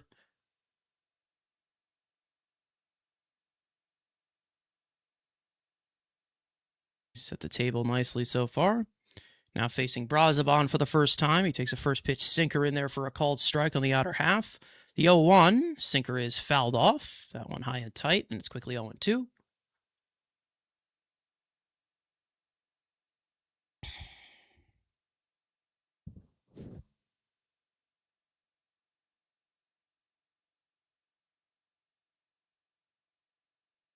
A changeup, just got a piece of it. Lofts it foul. Carson Kelly on deck.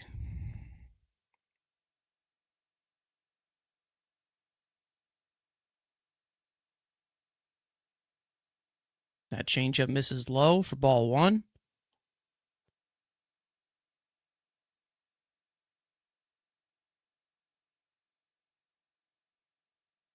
The 1-2. Bounced slowly to the right side. Semien up with it. Throws to first. 2 out.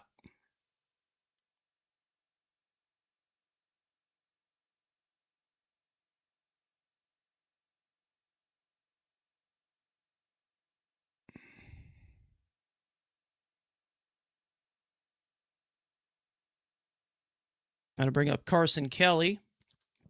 RBI double his last time up. He's 1 for 2 on the day.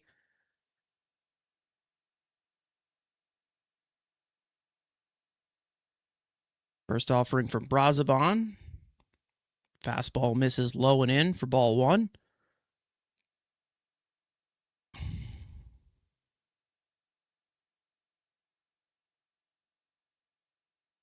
The 1-0. Fastball misses outside for ball two.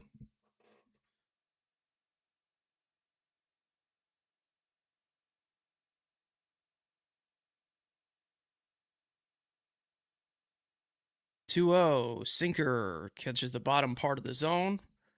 2-1.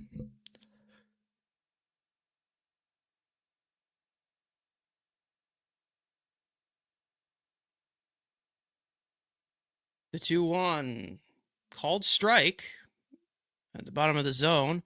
That was not a strike, but no challenge from Carson Kelly. And the count's 2-2.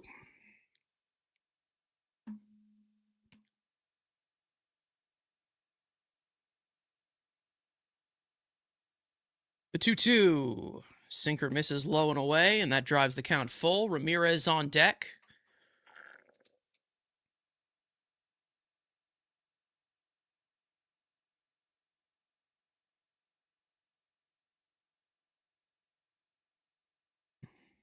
The 3-2.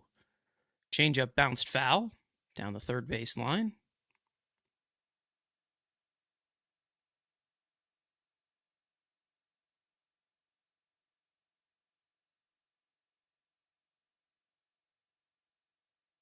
3-2 to Kelly. Grounded to third. Bichette plays it on 2 hops on the run, throws to first in time. That'll retire the side. Halfway through, Brazoban with another 1-2-3. Has retired all 6 batters he's faced. We go to the bottom of the 5th, tied at 4.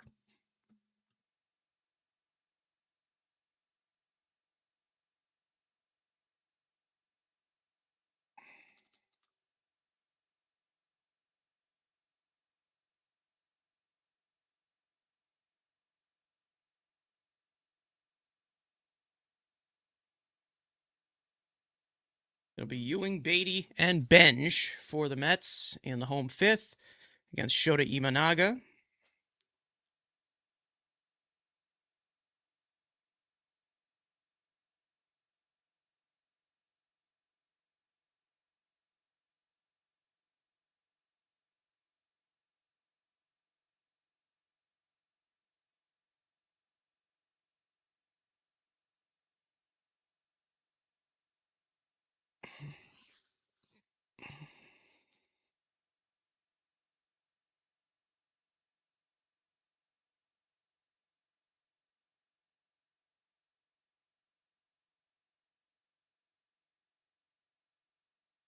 Miami won earlier today, 4-2 over Texas at home.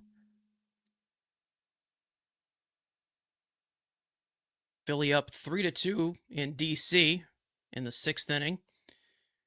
And the Braves and Padres just getting started in San Diego.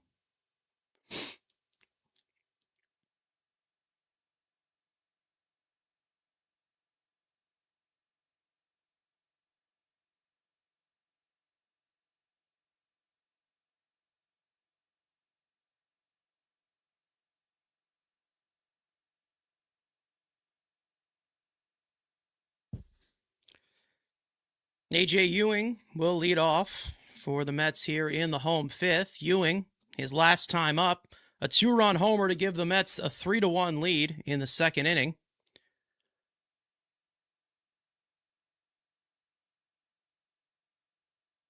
Two RBIs on the day. It was Ewing's 3rd of his career, 3rd this season.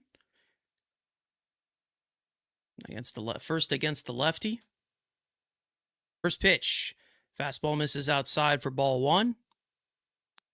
Imanaga's fastball velocity is noticeably down here.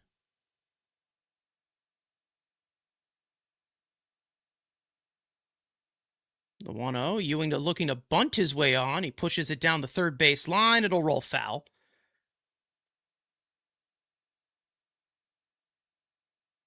As Bregman picks it up and throws it into the dugout.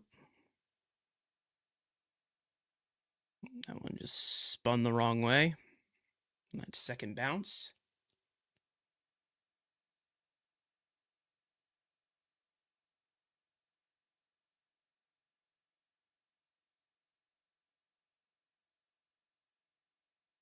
Count 1-1 to Ewing. And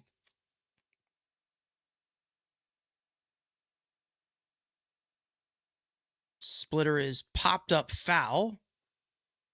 And it'll go into the seats, 1-2.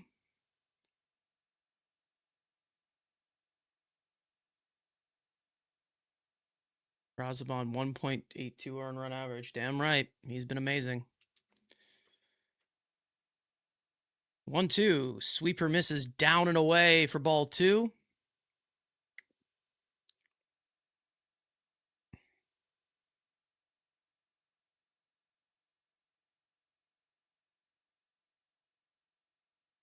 The 2-2. Sweeper misses outside, and that runs the count full. Beatty on deck. Here's Ewing's home run earlier on in the 2nd inning. His 3rd of the year. The 3-2. Breaking ball misses outside for ball 4. And Ewing is on with a leadoff walk here in the 5th.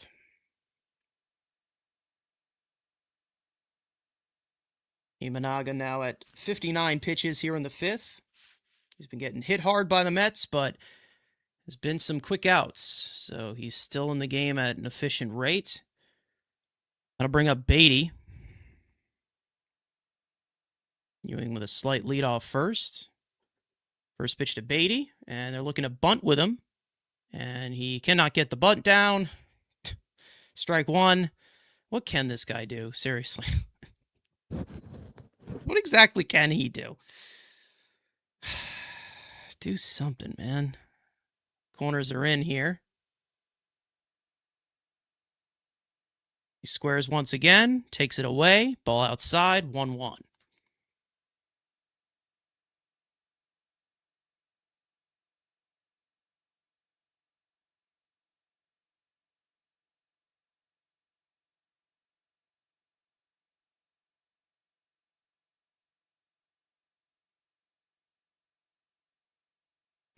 See if the bunt is still on here for Beatty.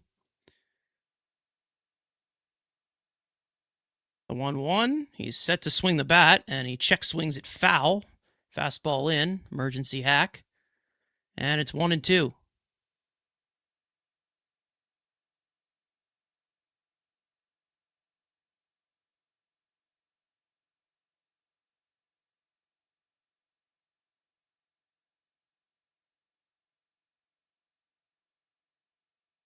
The 1-2 to Beatty. Hit in the air to center field. Peaker Armstrong easing back. Doesn't need to move as much. Makes the catch. 1 out. Ewing back to first. So Beatty unable to get the bunt down. Unable to move the runner. Unable to do anything because he sucks. Here's Carson Benj. Benj is 0 for 2. He's flown out and struck out.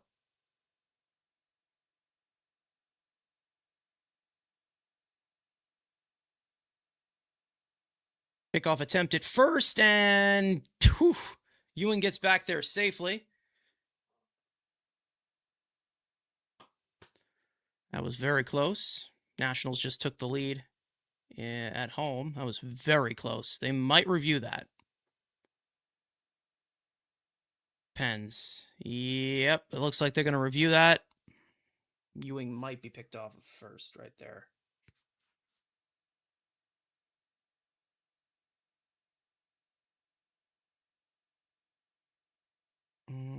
Yeah, he might be out.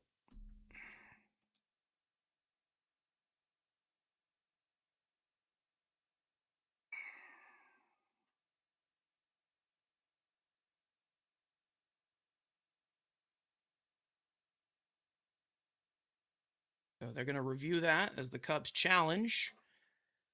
He might be out there. That's very close. Imanaga will get some warm-up pitches in while they wait.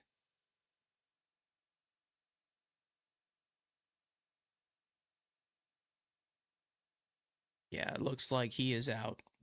So he's likely going to be picked off here. There's going to be 2 out and nobody on for Benj, as the call is overturned. So Imanaga picks off Ewing at first. Imanaga has a really good pickoff move. Not really surprised there.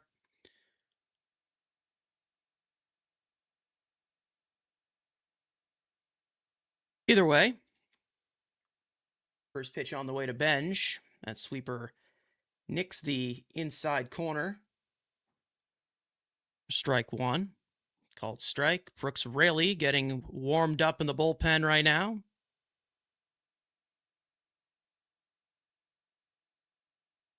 The 0-1. Splitter completely misses inside for ball 1. Gavin Hollowell getting warmed up in the pen for the Cubs. Imanaga only gets 65 pitches here, so I don't know if they're have a pitch limit on him. 1-1, lifted in the air to left field. That will be playable for Shaw. He makes the catch, and that'll retire the side. The Mets fail to score after a leadoff walk. Ewing gets picked off. End of 5, we go to the 6th. Tied at 4.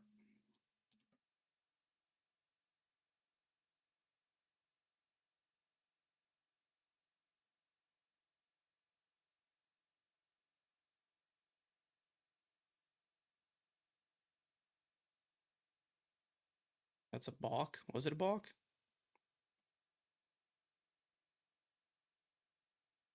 The announcers are jinxes. Did they jinx it? I don't know. I wasn't here. I didn't hear it.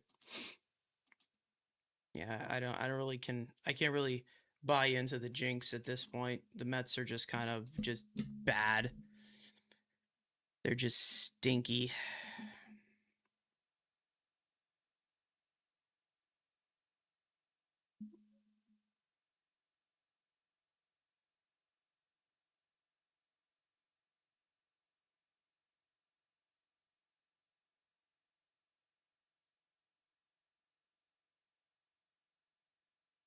See if Brazaban goes back out to the mound. I don't think he will. After they said that, he got picked off. Oh, because he has a good pickoff move? Yeah. Pedro Ramirez, Dansby Swanson, and Pete Crow Armstrong for the road 6th. See if Rayleigh comes in. And Rayleigh will come in. Here we go.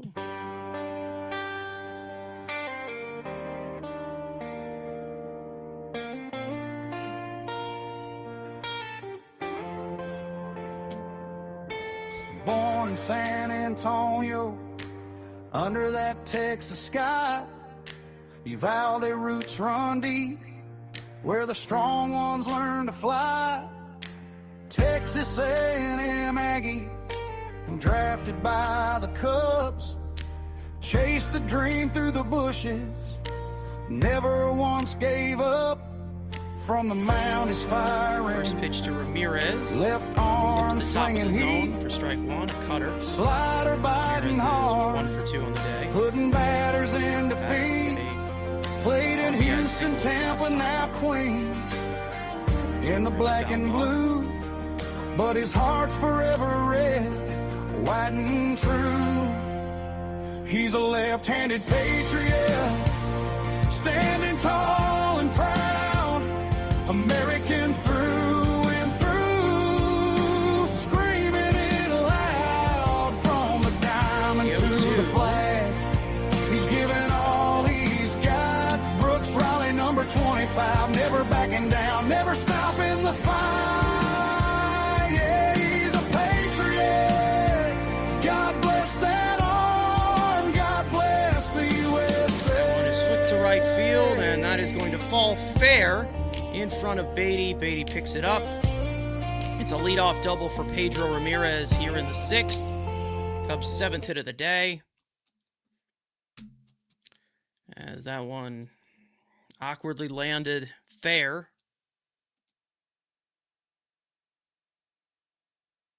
Slash hit. Kind of a cricket style swing there. Perfectly landed. And the Cubs have themselves another runner into scoring position on the night.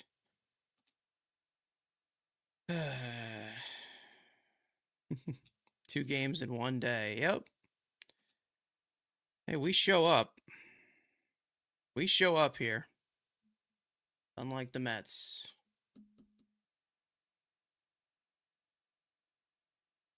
There's Dansby Swanson, who's already had just a miraculous series so far. Beating the shit out of the Mets, something he used to do a lot with the Braves. The 2-0 is hit in the air to right field. Back goes Benj onto the track at the wall, and it is off the wall. Excuse me, it's not Benj, Beatty. He's unable to come up with it. Ramirez will round third. He'll come in to score.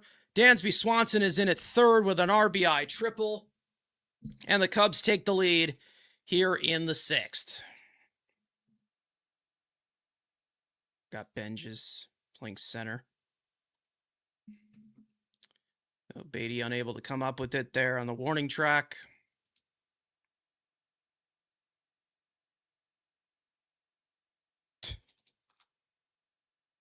Why is he in right field? We'll never know. To get his bat in the lineup, right? His bat. And the Cubs take the lead here. Here's PCA. Still nobody out in this inning. First pitch cutter up and in for ball 1. That's playing the infield in. That sweeper is fouled off.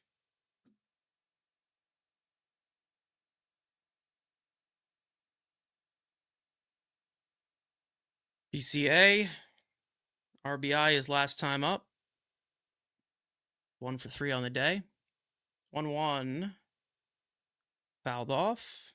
1-2.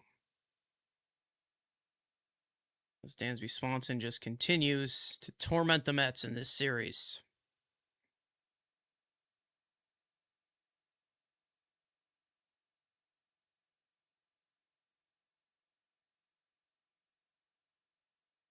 One, two. Sweeper misses outside.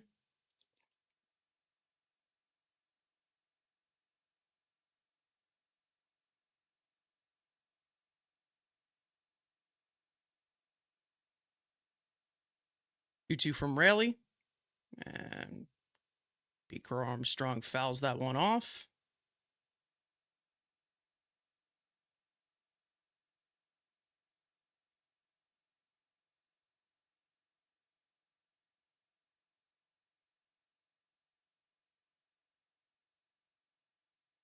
And Crow Armstrong calls time.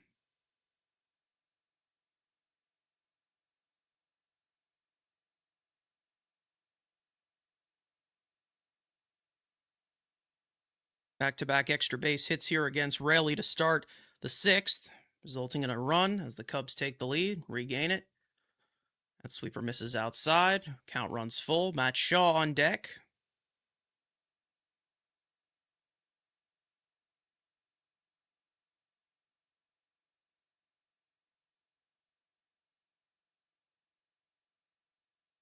The 3-2. Sweeper misses outside for ball 4. Still nobody out here. Runners at the corners, nobody out. That'll bring up Matt Shaw. So Raley having a tough time with his command.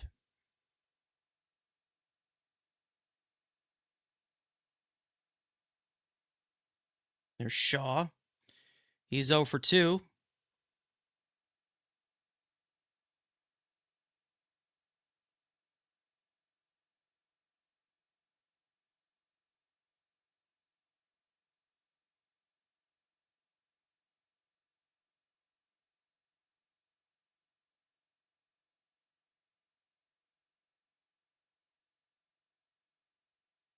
That one is hit sharply towards the middle of the diamond. Semien knocks it down, gets it to second for the out. Dansby Swanson will come in to score.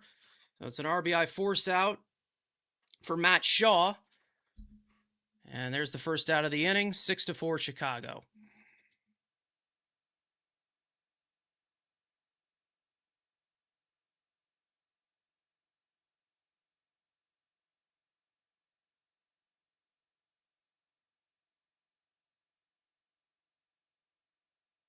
Here's Suzuki. First pitch sinker, low and in for ball 1.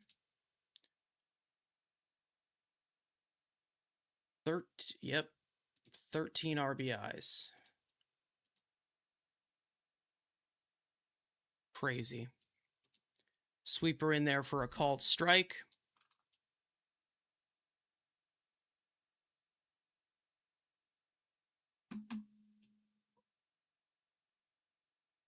The 1-1, cutter check swing foul. As Suzuki calls time.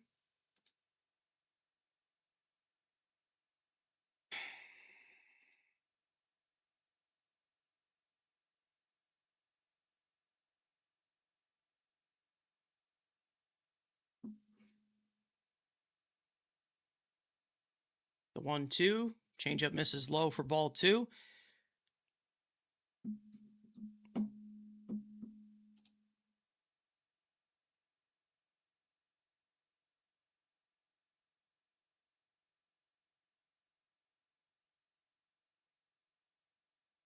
Two, rolled over to shortstop. Lindor to his left, throws on to second, on to first. It's a 6-4-3 double play. That'll end the inning, but not before the Cubs regain the lead, score 2. We go to the bottom of the 6th, 6-4 Chicago. So Raley getting caught on an off night.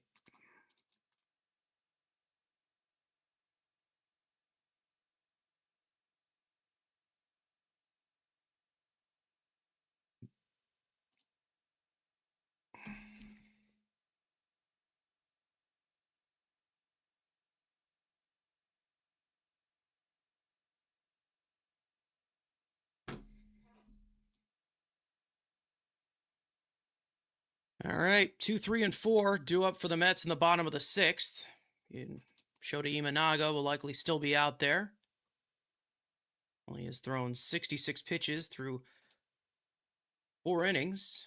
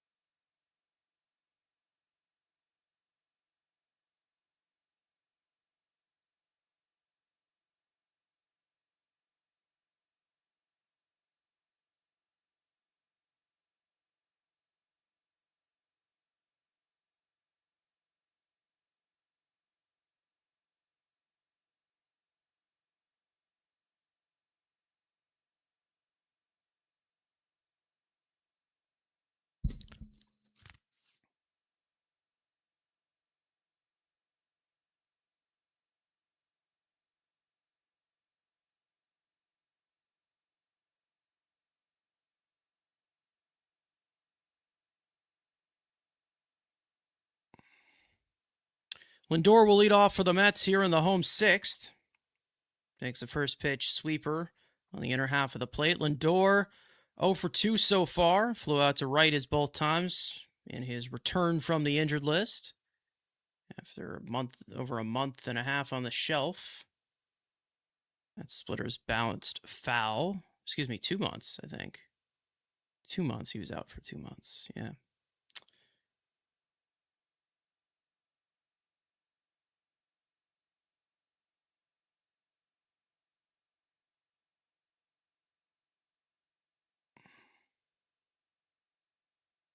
The 0-2 to Lindor. Hits another one to right field.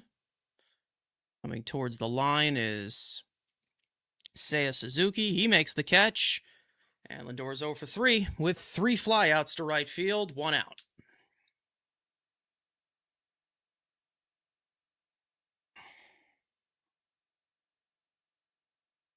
And it looks like Counsell is going to pull Imanaga. So Imanaga's done after 69 pitches on the day here in the 6th. And got a pitching change for the Cubs. Not sure who's coming in for Bo Bichette.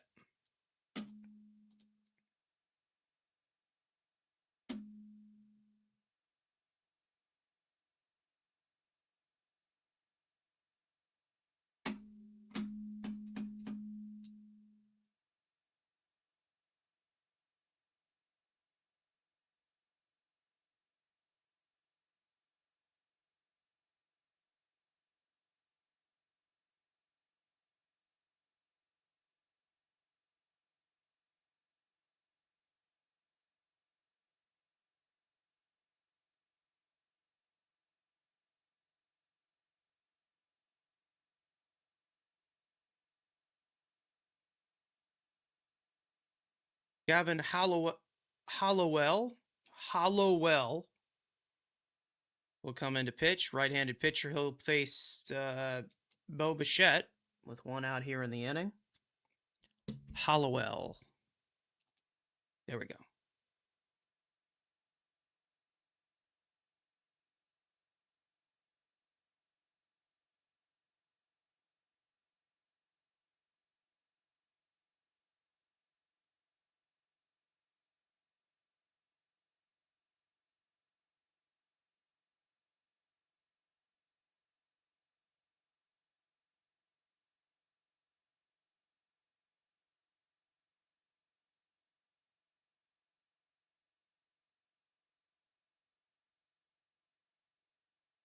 Shit. All right.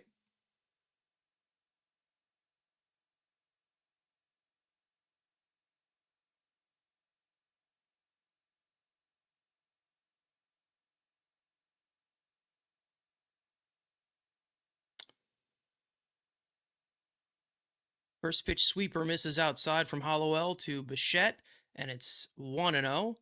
Bichette's 0 for 2. And he carves that sinker foul.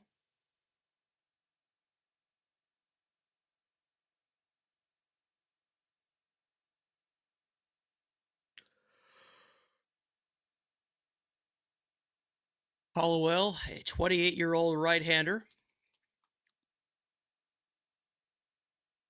Throws from a little bit of a side sling. That sinker misses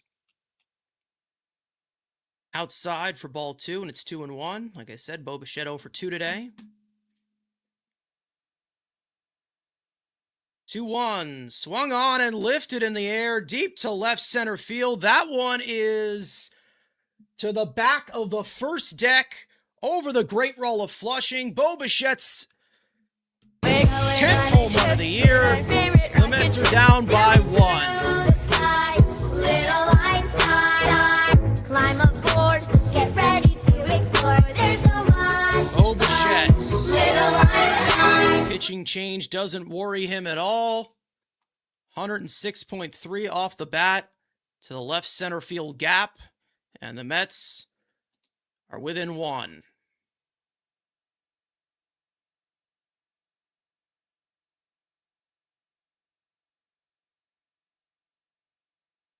Bo's 10th of the year.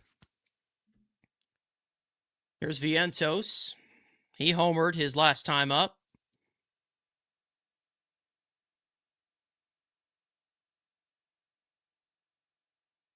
That's now down 6-5. The 0-1 to Vientos. Sinker misses upstairs. There's full torque from Bichette. He really does not get cheated on that swing.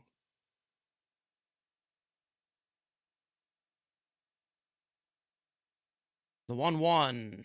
Lined, caught on the fly by Nico Horner, 2 out.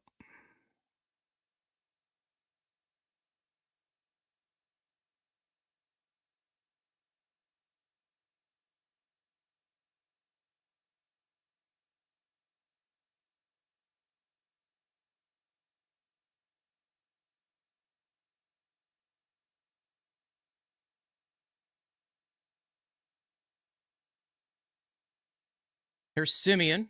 Takes a first pitch sweeper on the inner half of the plate for strike 1. Simeon's 0 for 2 today.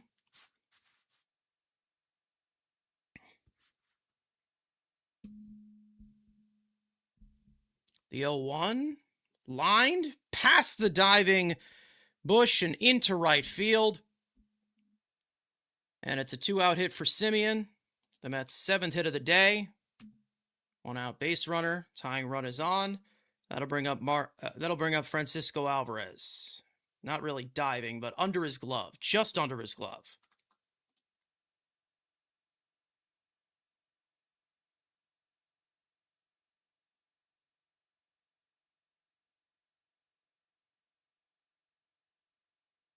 Alvarez has homered in every single one of these series.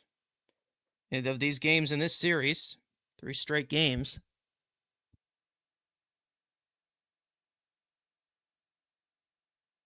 Opened the scoring for the Mets in the second inning. He's 1 for 2 on the day. First pitch, sweeper at the bottom part of the zone for strike 1. Alvarez has been hitting fairly well since coming back from the injured list. Seemed to find a home at the designated hitter spot, catching in this game. That fastball misses up and away for ball 1. Let's look at him destroying that high fastball.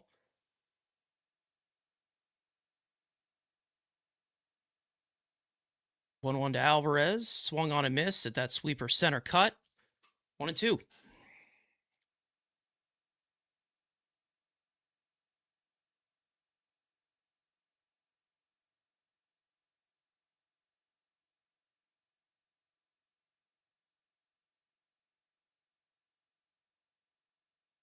One, two, swung on a miss at a high away fastball. That'll retire the side. The Mets get a little bit closer. Solo home run by Bo Bichette, his 10th of the year. It is 6-5 Chicago. We go to the 7th.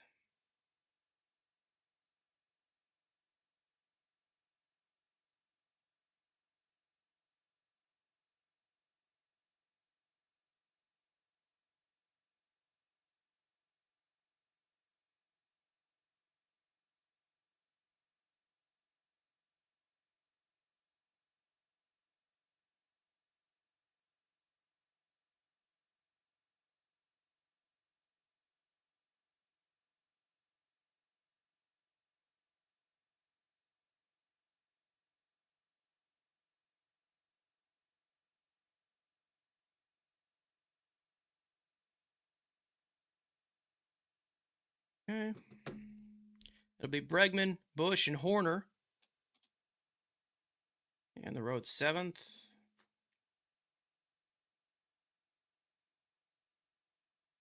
That's down a run.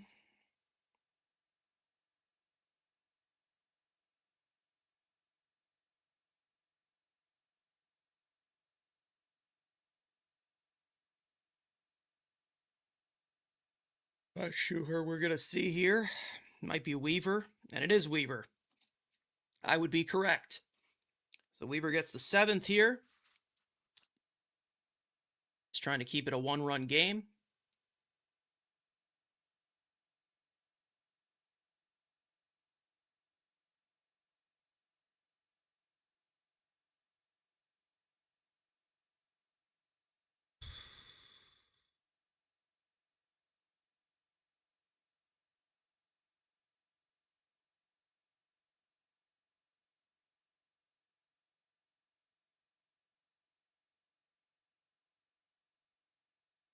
Weaver has been brilliant across 32 innings. 2.25 earned run average. He's had about his last 12 appearances have been spotless. And they've been quick. Bregman is 2 for 7 in his career against Luke Weaver. He'll lead off the top of the 7th here. Looks like that label of the bag got kind of shifted. That's second base, I think. Bregman's 0 for 2. Walked earlier on. Like time was called. We have pitch comm issue. What's going on here?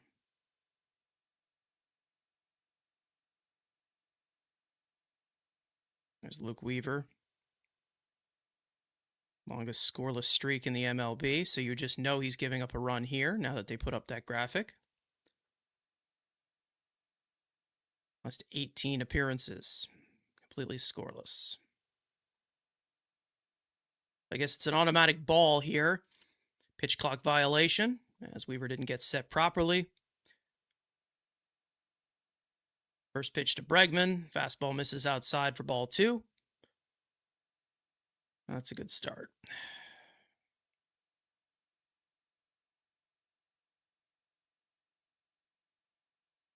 The 2-0.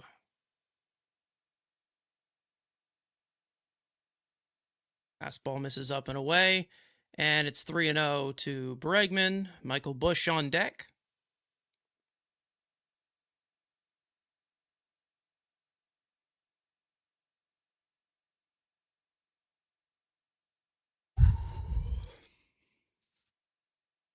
To Bregman. Called strike on the outer half. And it's 3-1.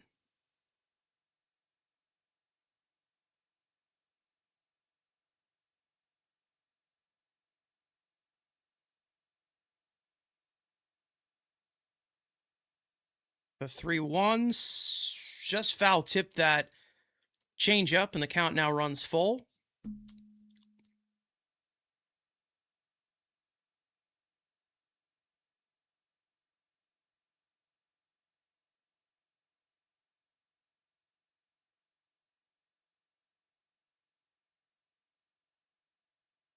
The 3-2.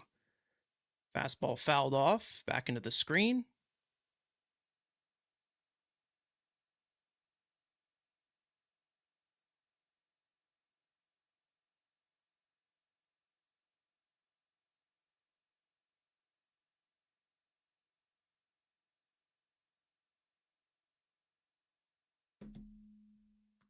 3-2 to Bregman. Changeup misses low. Cutter misses low for ball 4. It's a leadoff walk.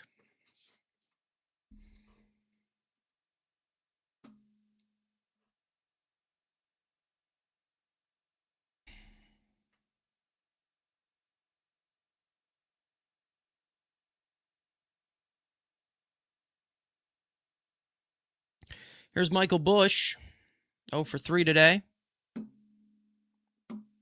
as he calls time. Struck out his last time up.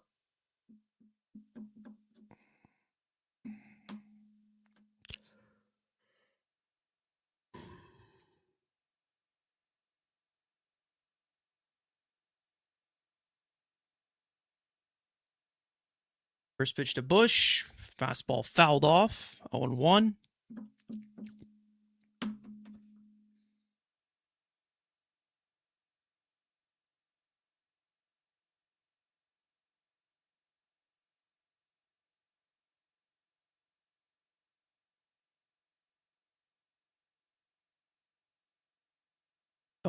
Changeup bounced foul.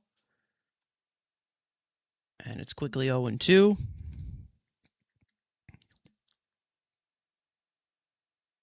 Obi Milner getting warmed up in the pen for the Cubs.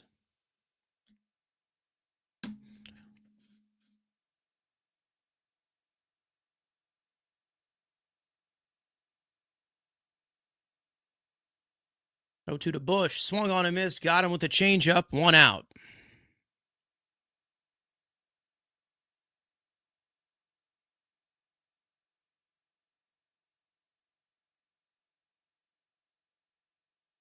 Here's Horner. Horner's got 2 doubles today. He's 2 for 3.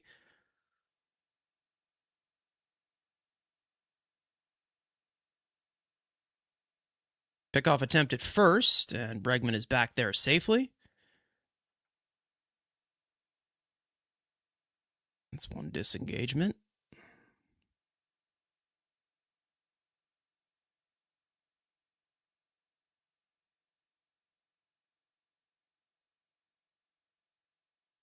First pitch to Horner is popped up on the shallow right field. Semien coming over, and he dropped it.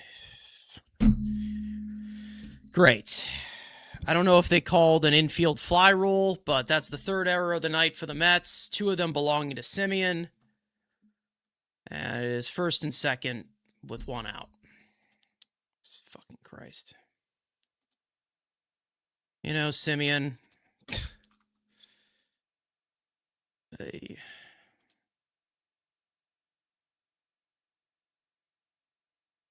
Try to go to bat for Semien, I really do, but Jesus Christ. What the fuck, man? Bregman moves up to 2nd. It's an E4. 2nd error of the day for Semien.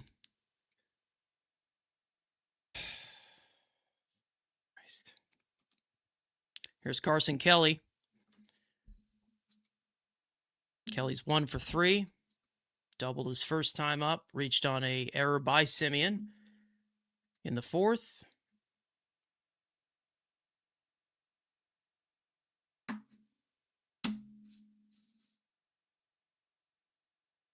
The 1-0. Cutter is grounded to shortstop, right to Lindor, on to 2nd to Semien. Semien the turn, on to 1st. It's a 6-4-3 double play to end the inning. Stretch time here at Citi Field. Mets down 6-5. Fucking sloppy.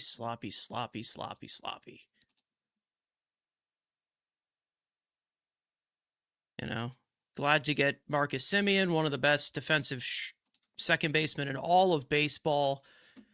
Gold Glove last year, was fantastic there, and now he can't field a single ground ball or pop-up or anything.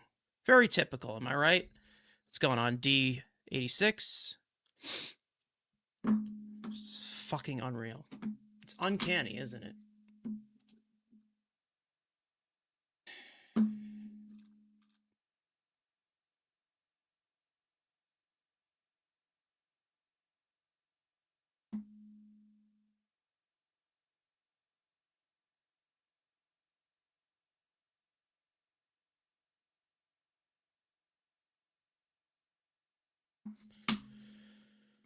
Hobie Milner will come in, pitch for the Cubs in the 7th. Mets down a run.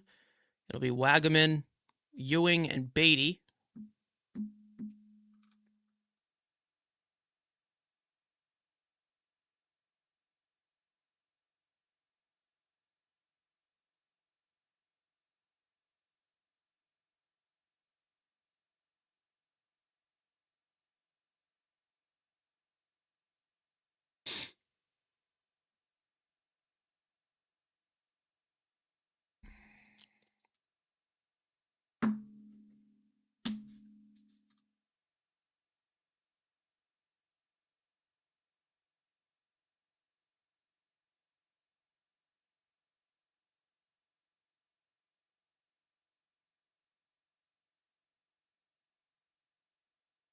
Show of between innings. Lindor picking up his teammate there.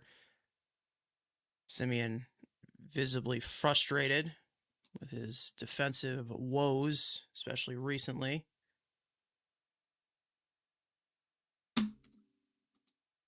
It's been a problem.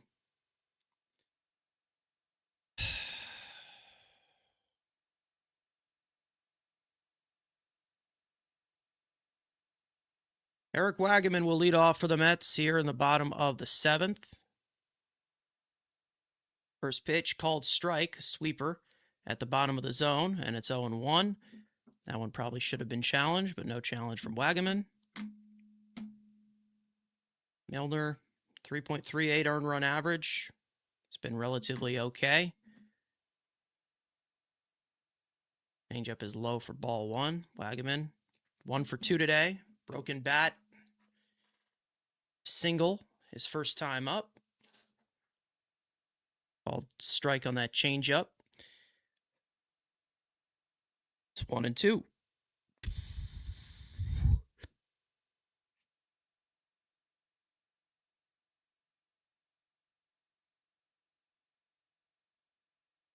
Strike 3 called on the inner half of the plate.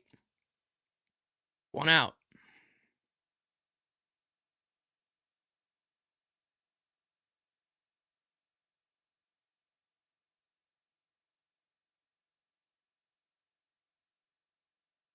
When you're by yourself, you're calling the game very nicely. And for those of us that can't watch them, I'm trying to work, and it's enjoyable to hear what's happening with the Mets. Well, thank you. Yeah, we sometimes we just lose it here, though. First pitch to Ewing is driven toward the gap in right center field. That is going to fall, split the outfielders, and go all the way to the wall. Ewing heading to second, and with a 1-out double, the Mets' 8th hit of this game belongs to A.J. Ewing. Ewing having himself quite a day. Tying run gets to second, and here comes Brett Beatty. So Ewing continues to impress. Showing off some power, showing off his ability for some extra bases.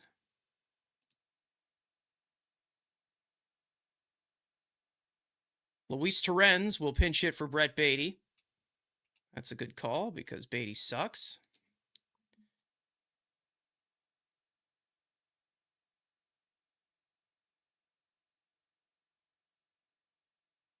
Visit from the pitching coach.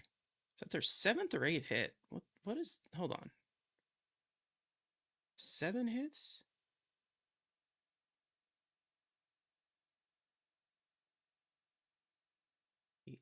Wait.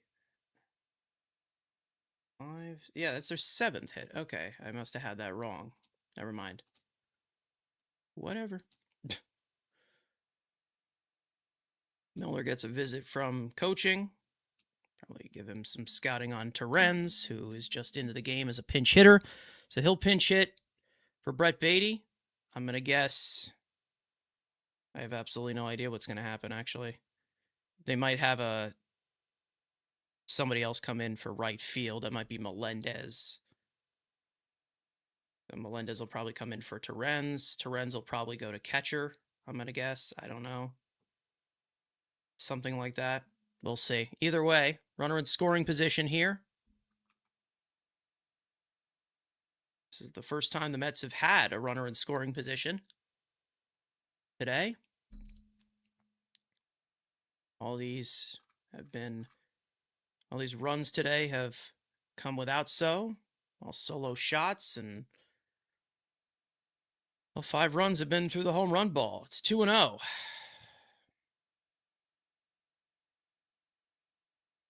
But Torrens with an opportunity to come up clutch here.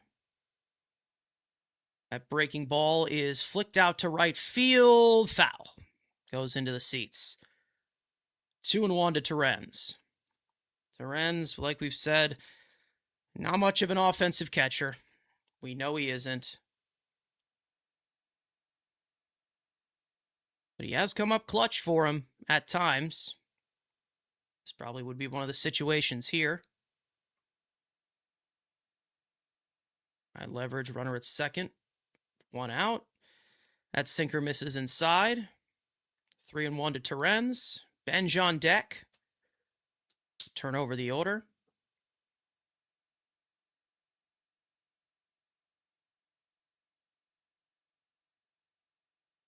And that sinker is in there low for ball 4. So a walk to Torrens. Runners at first and second here with 1 out.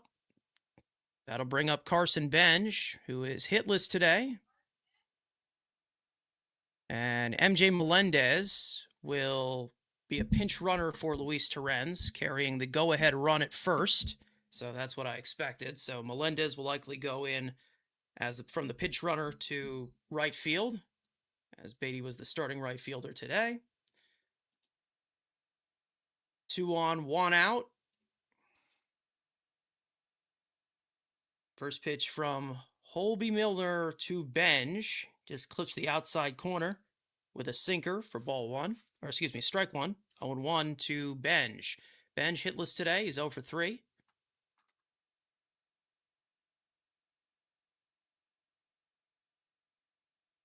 The 0-1. Sinker misses outside for ball 1.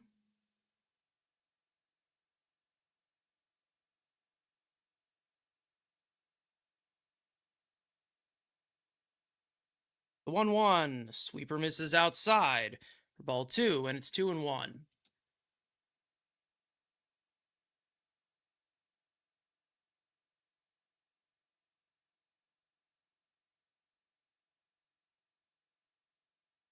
The 2-1. Sinker misses outside for ball 3. 3-1. Lindor on deck.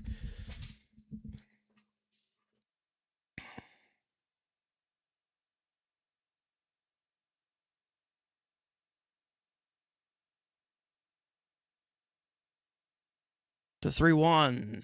Sinker ties him up. Bench thought it was ball 4. Was close, but it's a called strike. And the count now runs full.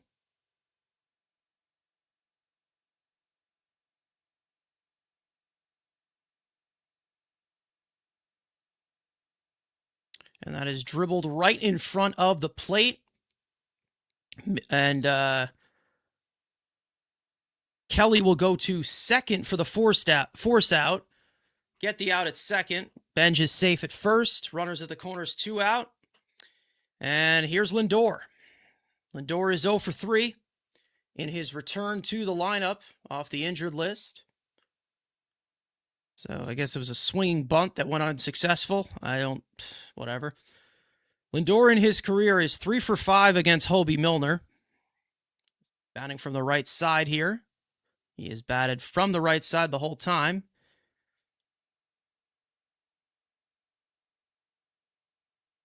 Tonight, at least. He's 0 for 3. First pitch. Grounded to third base. Bregman goes the short way at second. And the Mets strand 2. End of 7. 6-5. Exactly what we didn't want. So I'm going to guess Melendez will stay in the game. He'll play right field.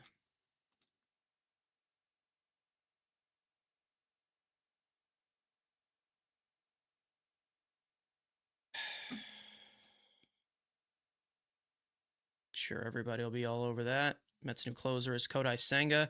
I hope not.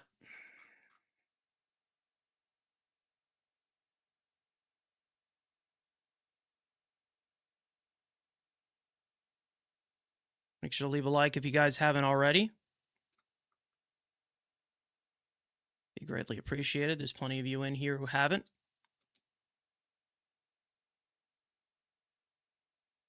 Let's see who gets the 8th here.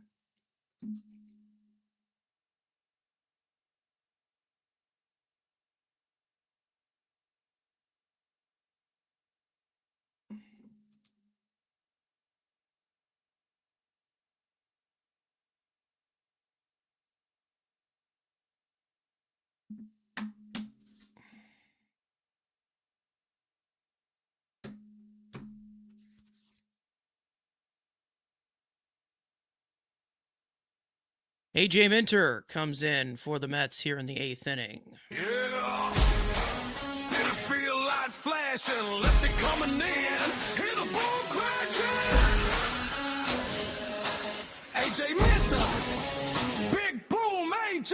6 foot southpaw, Tyler, Texas raised. From the Braves to Queens, now he's setting the stage. Cutter slice in like a guillotine blade. 4-seamer popping batters, looking afraid. Big boom, AJ. Stepping out the pen, lefties trembling when he throws that heat again. Strikeouts pile, he's swinging that ghost in the air. 1 pitch, 3 outs, he don't even care. Big boom, AJ, Mets bullpen hero, lighting up the flame. Case flying high, you're low as the ground. When big boom, AJ throws, opponents go down. Big boom, shut the door tight. AJ Minter, king of the night. Lefty killer, flame throwing machine. Big boom, AJ, you know what I mean.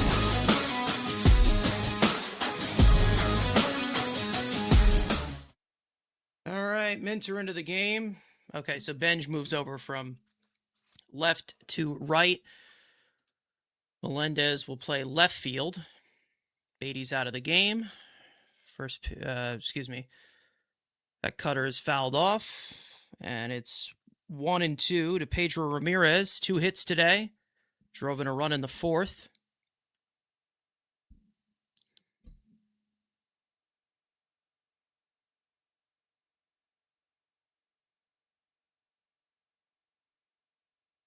Minter, since returning from the injured list after being out for quite a while, has yet to allow a run. That fastball is fouled off.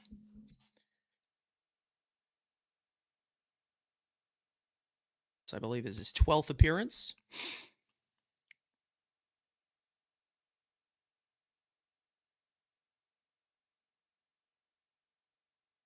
The 1-2. Slapped on the ground. Bobbled by Bichette. He's unable to come up with it. That's a fielding error for Bichette. The Mets' 4th error of the day. And a leadoff base runner for the Cubs here in the 8th. Dear God, get me out.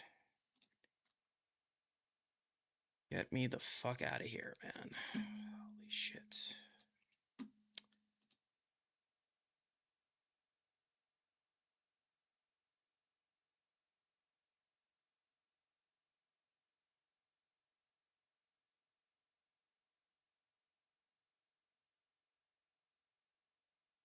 Runner goes. That pitch is being challenged by Alvarez. He'll likely win that challenge, but Pedro Ramirez will steal second base, his first of the year.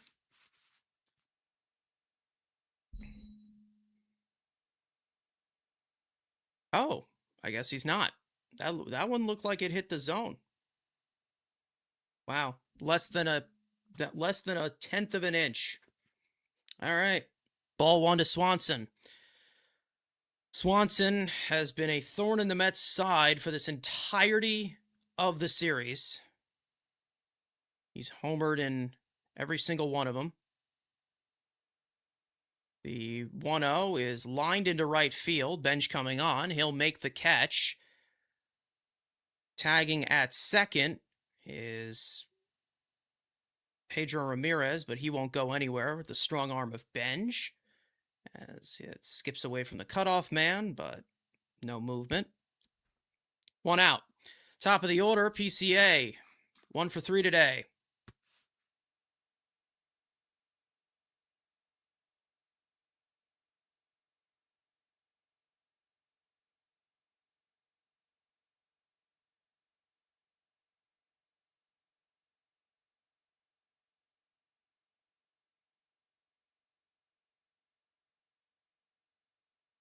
First pitch from Minter. Cutter is foul tipped into the glove of Alvarez for strike 1. There's the push bunt over the head of Bo Bichette earlier on.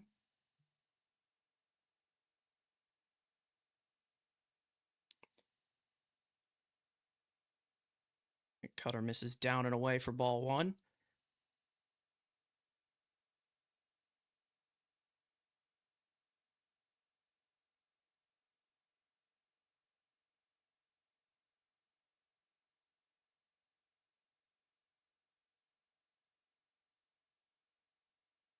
The 1-1, grounded it to first base, diving stop by Vientos. He flips it over to Minter. Minter drops it on the transfer, and the run will come in to score. The Mets are now down 2. Once again, it's 7-5.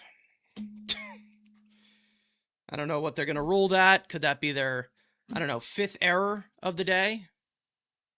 No clue, but it's likely going to be an RBI for PCA.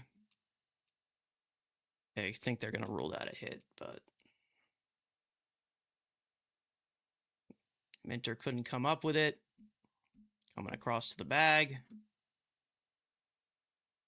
They're going to rule that an error. Maybe, perhaps, we'll see. See what the ruling is on that. Yep, that's going to be an error. Mets' 5th error of the night. It's going to be a throwing error on Vientos. Just a dreadful night defensively for the Mets. And another run comes in. PCA goes to second. Still 1 out here in the inning. Once again, the Mets just cannot get out of their own way.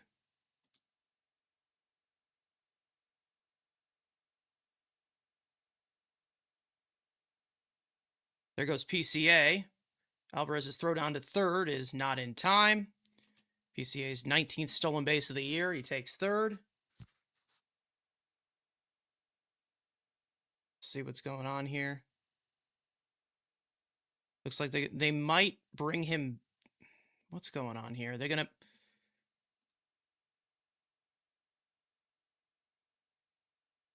Okay, so, all right. So PCA is going to go back to second because the umpire is calling interference on himself. So there's that. So stolen base is erased.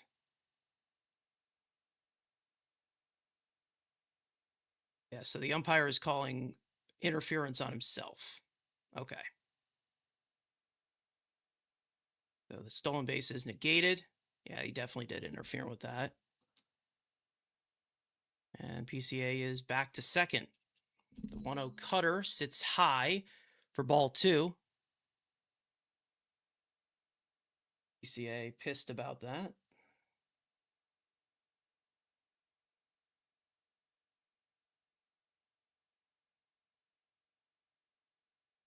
The 2-0 lifted in the air to shallow left field. Lindor coming back. In comes Melendez. He makes the catch. 2 out. PCA back to second. And PCA is still pissed. 5 runs, 5 errors. Yep. It's a dreadful night. Dreadful day.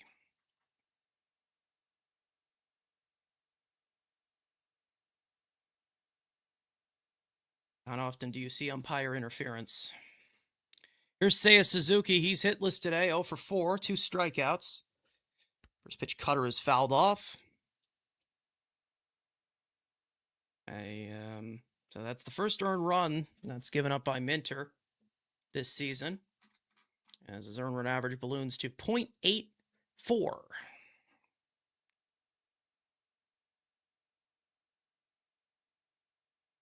The 0-1, cutter misses upstairs. It may have been a fastball. That's a fastball. 1-1. 5 errors. 5 fucking errors. And guess what, guys? No one will be held accountable. The 1-1. Cutter misses low for ball 2.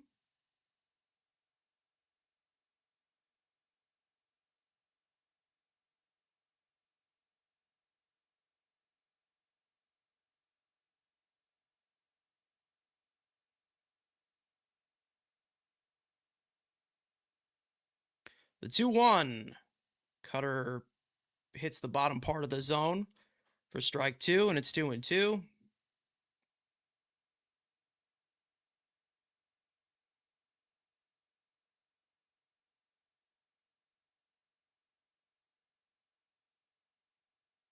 The 2-2, that one gets away from Alvarez, and PCA gets third no matter what. And the count runs full. So I don't know if that's going to be a pass ball. If it is a pass ball, yeah, no, but I don't think they count that as an error, though. It's a dead ball. Fucking. It's a pass ball on Alvarez. The 3-2 swung on and missed. Got him with the high and away cutter. The Cubs had a run thanks to some disgusting Mets defense. It is 7-5. We go to the bottom of the 9th. Bottom of the 8th, excuse me. Wish we were at the bottom of the 9th. That's down 2.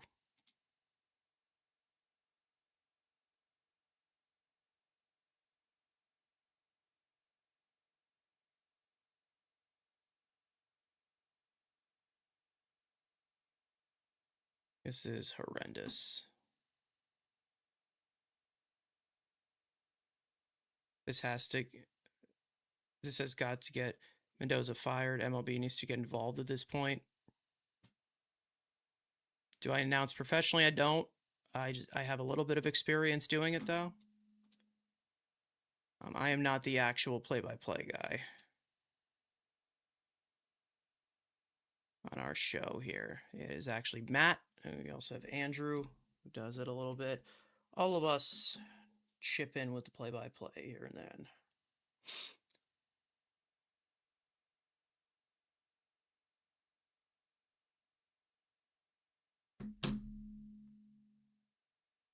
Stars is an issue more than Mendoza. Both of them have been just horrendous this season. Horrendous. It'll be Bichette, Vientos, and Simeon. The Mets in the home 8th, down 7-5 now. Mets incapable of playing close games. Trent Thornton will come in.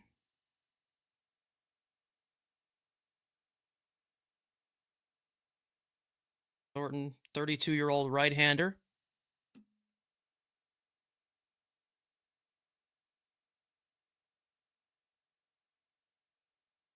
He has a 3.15 earned run average across 20 innings pitched so far. This is his 16th appearance of the season. First pitch sinker to Bo Bichette is in there for a called strike. And it's 0-1. Bichette, his last time up, hit his 10th home run of the year.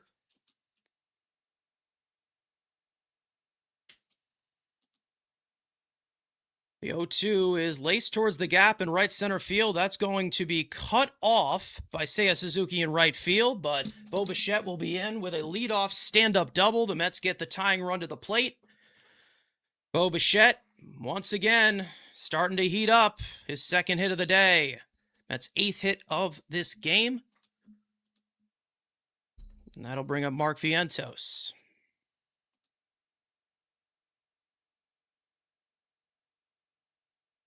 If I were Mendoza, I would put Jared Young in this situation.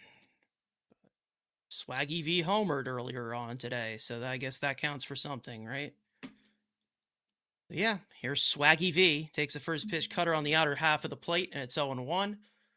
Vientos hit his 10th home run of the year as well. along with Bichette, that one in the 4th.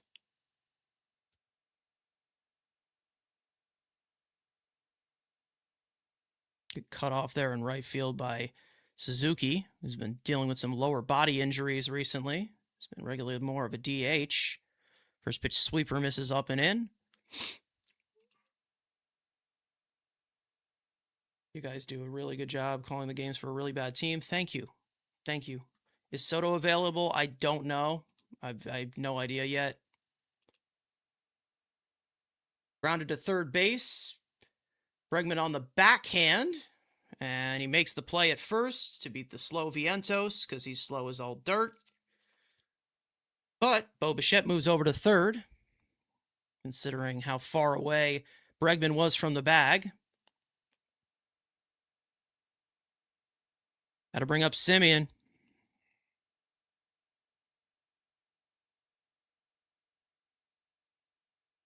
Semien, who's been one of the main culprits defensively for this team tonight. 2 fielding errors, not so swift on the double plays. It's really just been that kind of season for Semien. Swings and misses at a first pitch cutter outside of the zone. It's 0-1. The 0-1 on the way. That cutter misses outside for ball 1. Vientos is the slowest 26-year-old you will ever see in your life. Holy fucking shit. It's crazy. The 1-1. Sweeper misses outside. 2-1. Semien's 2 for 7 in his career against Thornton. He's 1 for 3 today. Singled his last time up. 2-1. Popped up on the infield. Corner is under it. On the outfield grass, he makes the catch. 2 out. That'll bring up Alvarez.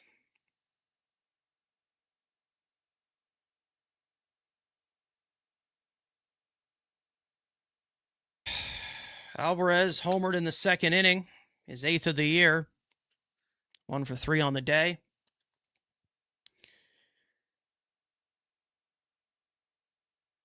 First pitch from Thornton. Swings and misses at that high cutter, and it's 0-1. As Alvarez calls time.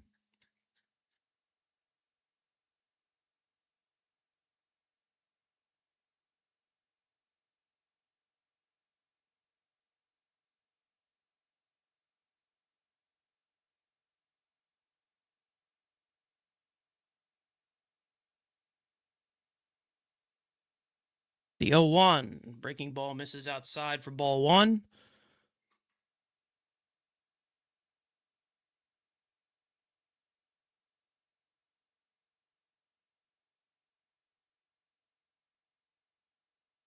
The 1-1 swung on and checked his swing, but umpire says he went around.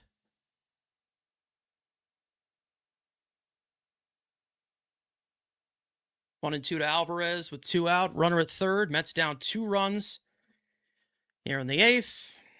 Swings and misses at that cutter outside of the zone. Breaks his bat in frustration as the Mets once again strand runners in scoring position, have their opportunities. We go to the 9th, down 7-5.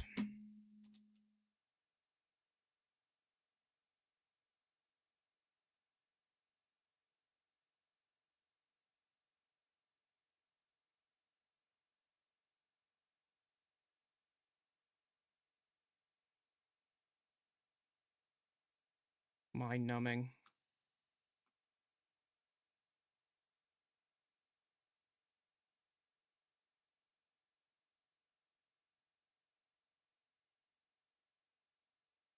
Sell the team to North Korea. What's going on, Turbo? I'm in agreement on that one. Bregman, Bush, and Horner for the Cubs in the 9th. It'll likely be Devin Williams because he has not pitched at all. But we all know Mendy saying, oh, he can't pitch in a non-save situation.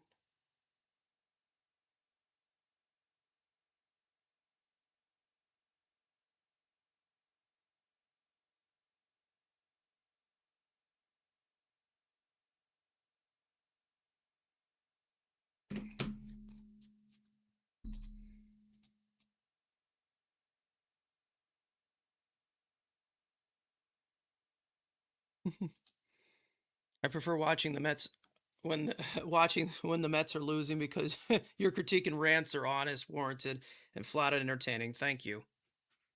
Thank you very much. Well, yeah, I'm not gonna sit here and bullshit for you guys. Devin Williams will come in, obviously, looking for some work. They're down 2 runs here in the 9th.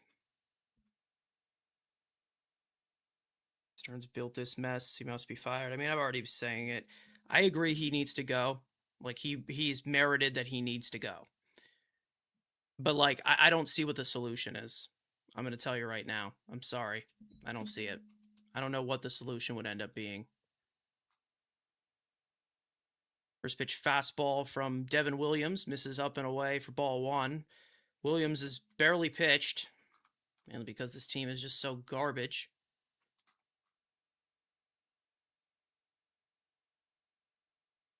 1-0. Called strike on the outer half of the plate. 1-1. Bregman didn't like the call, but it was a strike.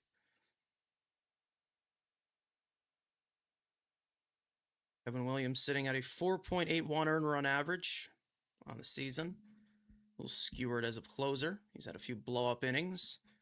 That fastball is fouled off. That's 1-2. How can you blame anyone but him? No, I mean, he deserves blame. Mendoza deserves blame. Everybody does. There's blame throughout that entire. Yeah, 5 errors. Are you kidding me? I wish I was. I wish I was, Christopher. I really wish I was. Grounded to third. Bo Bichette gets in front of it, throws to first, little low, but scooped out by Vientos. 1 out. That'll bring up Michael Busch. Busch is 0 for 4. He's struck out twice today.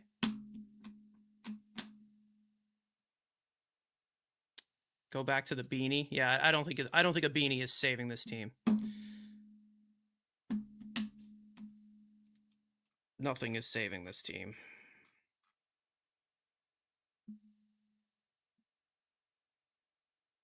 First pitch from Williams to Busch.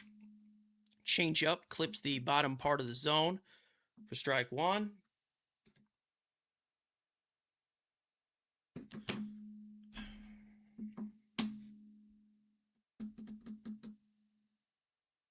The 0-1, change up in the dirt for ball 1.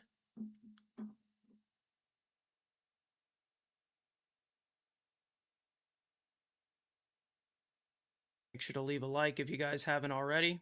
It would be greatly appreciated on the YouTube side. Thank you for everybody tuning in. The 1-1 called strike on the inner half of the plate. 1-2. Even though this team is awful, we appreciate the support. Last time all 4 Mets infielders made an error was in 1962. I believe it.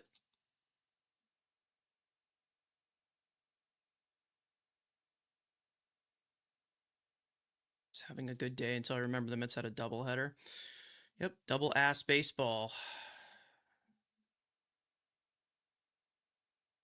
That fastball misses upstairs for ball 2. Nico Horner on deck.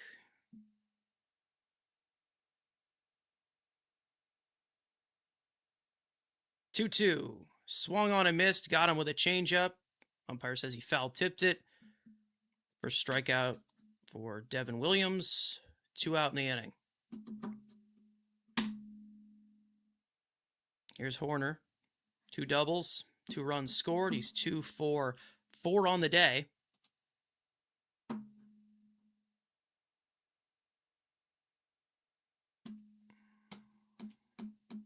As the Phillies won on the road. Game is over. 5-4. First pitch fastball up and in to Horner.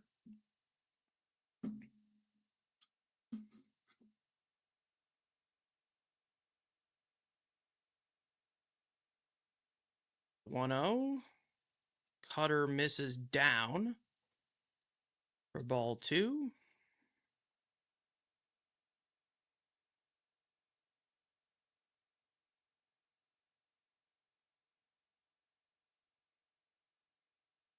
The 2-0. Driven towards the line in right center field. Over comes Benj. He can't make the play. It rolls all the way to the wall. Has trouble coming up with it. Nico Horner's got a 2-out double. It is the Cubs' 9th hit of the day. And this inning continues. That one will not be called an error, but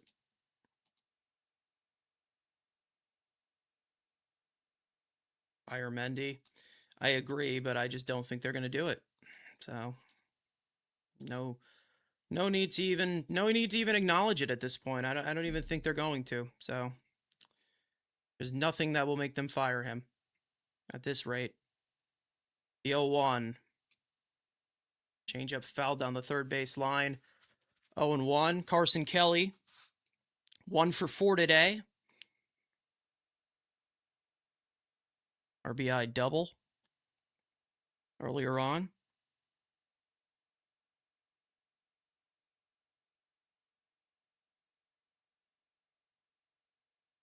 The 0-1. Changeup. Fouled back behind the plate. And it's quickly 0-2. Bench had a rough out to that ball.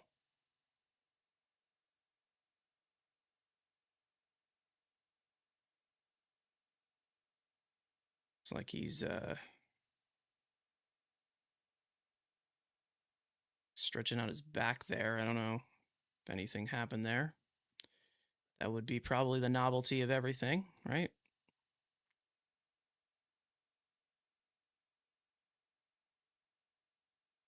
The 0-2 to Kelly, grounded to first base. Mark Vientos boots it, and the runners are safe. The 6th error of the night for the New York Mets. Holy shit, dude. Runners at the corners, 2 out. Justin Willard will go out there for a meeting with Devin Williams. 6 fucking errors, man. Unbelievable. That is amazing. Congratulations, New York Mets. Let's clap it up for them. Great fucking job. Fucking ridiculous.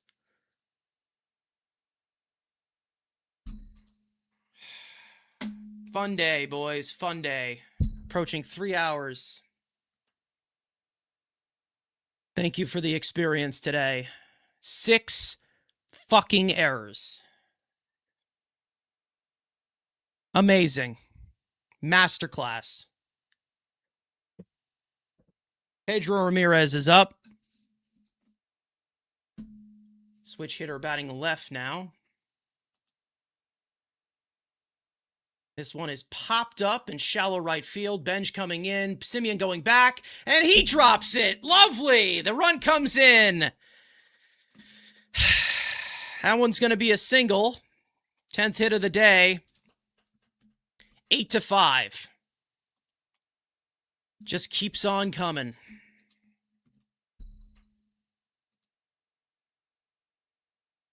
Just a disgusting display tonight.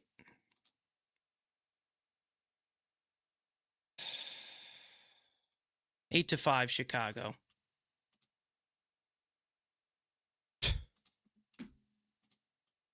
You just wonder, is there any way that this team can just continue to get worse?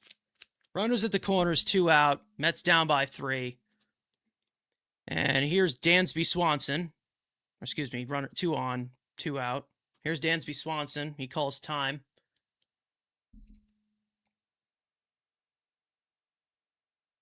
Unfucking believable, man. Unreal. Crazy. The runner goes, and it's a stolen base for Ramirez. Ball 1 inside on a fastball. I mean, what else, man? What else?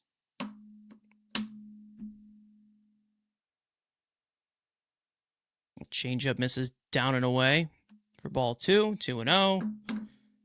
Second stolen base for Pedro Ramirez.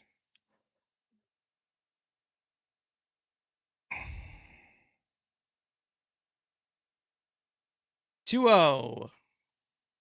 Change up. Hits the outer part of the plate for strike one. 2-1.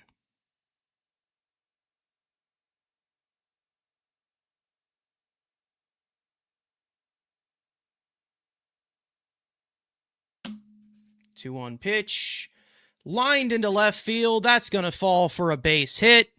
2 runs will come in to score. It is now 10-5. Chicago. Sounds about right.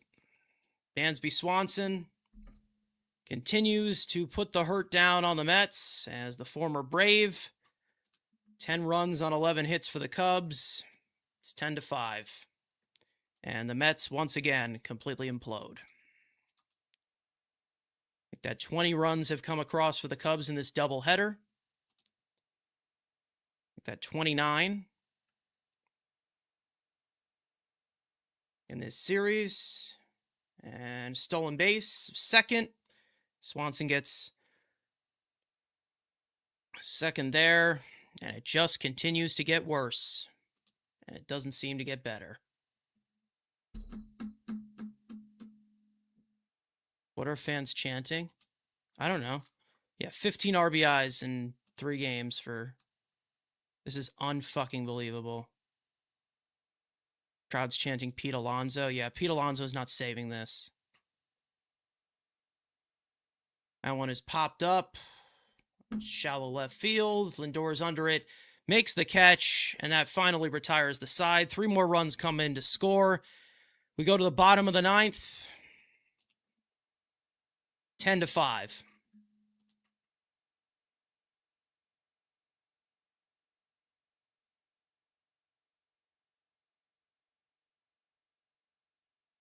Fucking joke.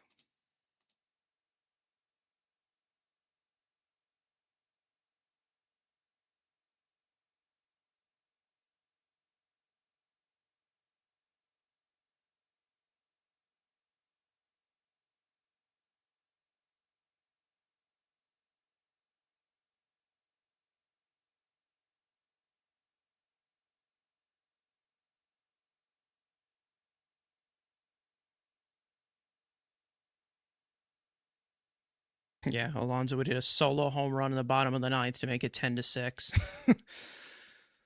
Yep. Sounds about right.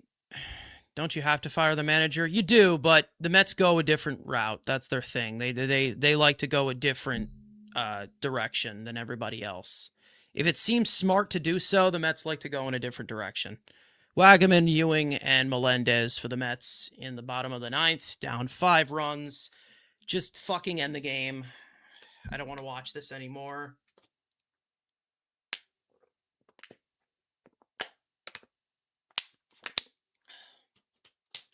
The Mets are now 3 outs away from going 12 games under 500.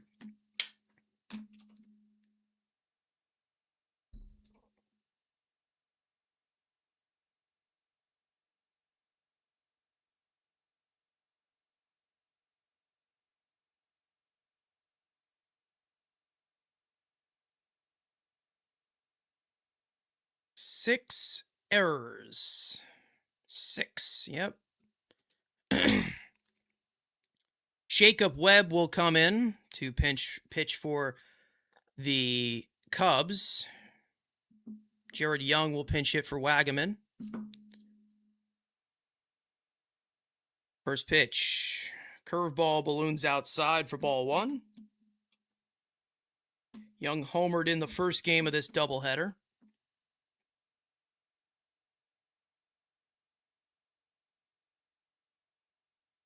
Swings and misses at that high end and fastball. 1 ball and 1 strike. There's a look of Carlos Mendoza.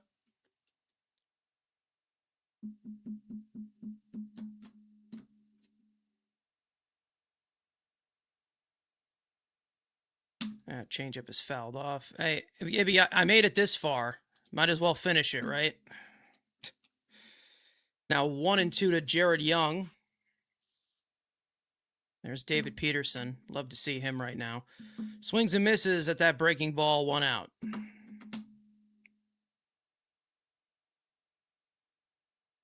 Mendoza's smiling at this. I don't know. 6 fucking errors, man. 6. Atrocious. Wow. Don't think I've ever seen anything like that. Glad Gary's calling this shit show out. Good. Everyone should be fucking thrown into a fire right now.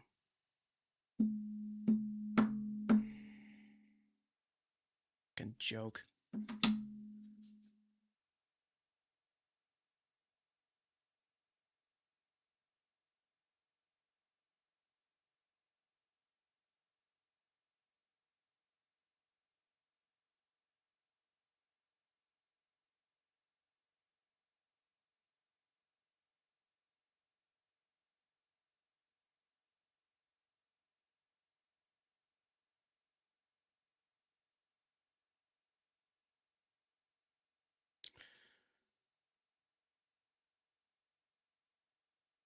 Here's Ewing. Curveball misses outside. Mets are in danger of going 12 games under 500 for the first time this year. You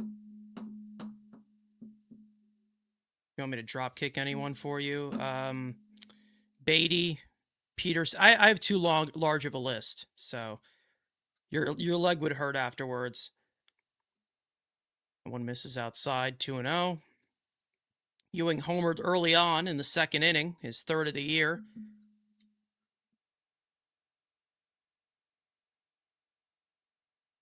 Line drive out to left field. Happ makes the catch. Just into the game, by the way. 2 out. Mets down to their final out of the day.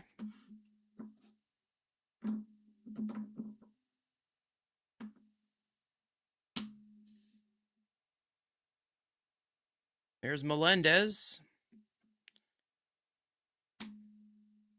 First pitch. Fastball clips the inside corner for strike 1.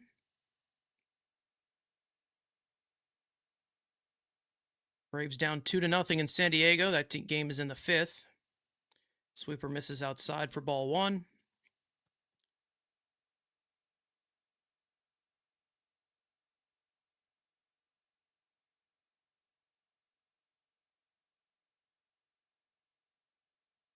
One. Check swing. He did not go around, says the third base umpire. 2-1.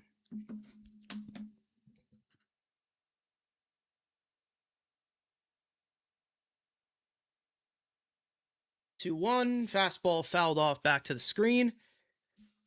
2 balls and 2 strikes, and the Mets are now down to their final strike of the day.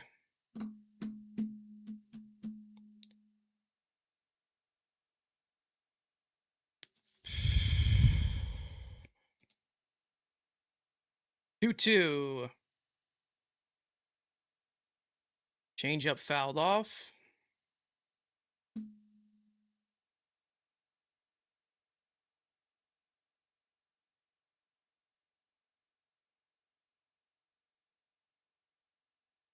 To Melendez. Change-up fouled off once again.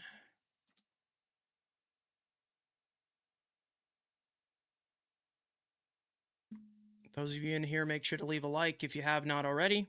It would be greatly appreciated for painful Mets watch-alongs. 2-2. Fastball fouled off.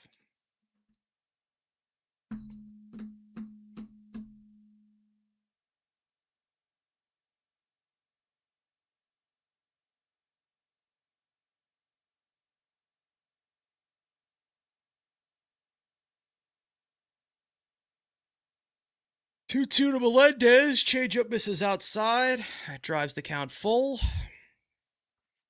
Benj on deck if Melendez can get on.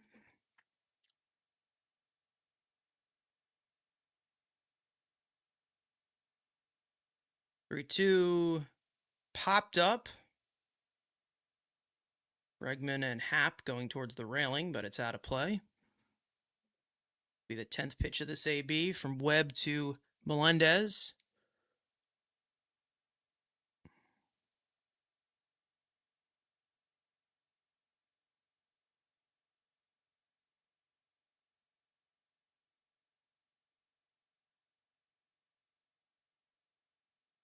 3-2. Misses down and in for ball 4. So 2-out walk to Melendez. That'll bring up Benj. Benj is 0 for 4 in this game.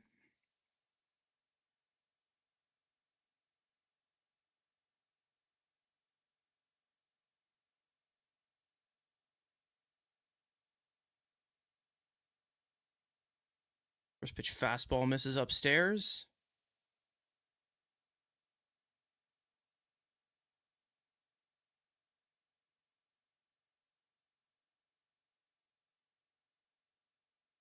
The 1-0 to Benj. That one goes off the mask of Kelly. Melendez took second either way on defensive indifference. It is 2-0 to Benj.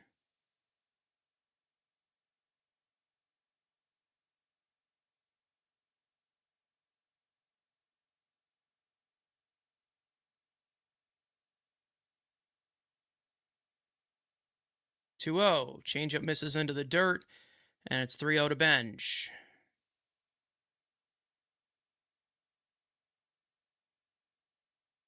Lindor on deck if Benj can get on.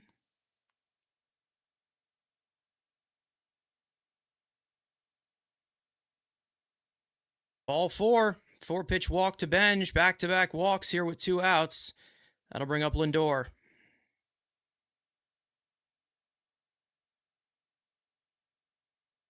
As we get a visit from the pitching coach. Semien look horrible tonight. Yes.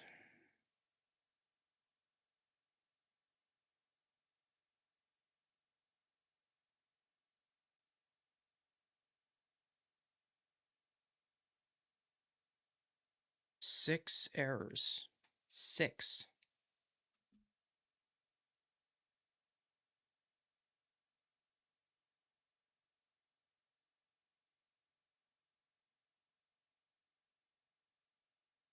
Here's Lindor. He'll bat from the left side for the first time tonight.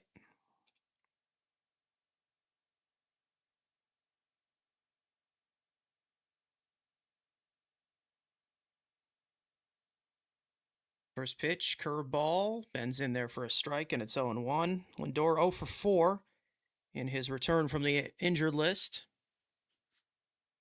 Missed about 2 months of the season.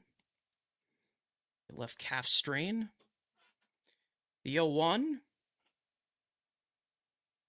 A changeup is fouled off. And the Mets are now down to their final strike once again.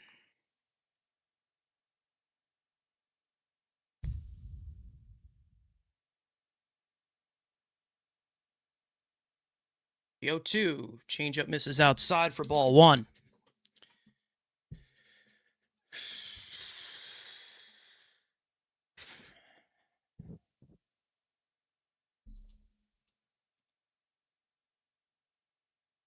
One, 2. Fastball misses inside for ball 2. 2-2.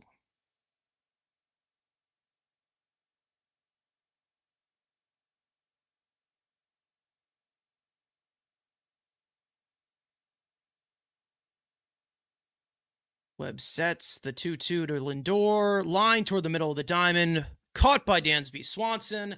And that'll do it. The Mets drop both games of this doubleheader. Give up 10 runs in each of them. They've lost all 3 of the first 3 games in this 4-game set with the Cubs. Series finale tomorrow. 6 errors in this game. 6. You heard that right. The first time that the Mets have had every infielder commit an error in a game. The first time since 1962. The inaugural season of the New York Mets. A pathetic all-around game by the Mets here as they fall to 12 games under 500 for the first time this year, and they have officially hit a new rock bottom. Series finale tomorrow. Freddie Peralta will likely be on the mound. against Matthew Boyd. And the Mets, once again, another disgraceful performance. They fall to 12 games under 500, and that is going to do it here, as the Cubs have now taken the first 3 games of this 4-game set here as the road team. And this one by the final score of 10-5. For those of you in here, make sure to leave a like. Make sure to subscribe. We're going to be live for the next game as well, no matter what. Thank you guys so much for tuning in for this watch-along stream. Thank you for tuning in for Game 1 and for Game 2. For those of you watching on playback, you want to join the conversation in the future, turn on those post notifications to know when we go live for tomorrow's game at 7 o'clock. We will be here. And then, of course, the podcast the next day, which will probably be at a different time given the scheduling. Guys, I'm exhausted, but thank you guys for tuning in. Make sure to follow Mets Weekly on X and on TikTok. Follow all of us individually. The links are in the description. Let's go, Mets. We'll see you guys tomorrow.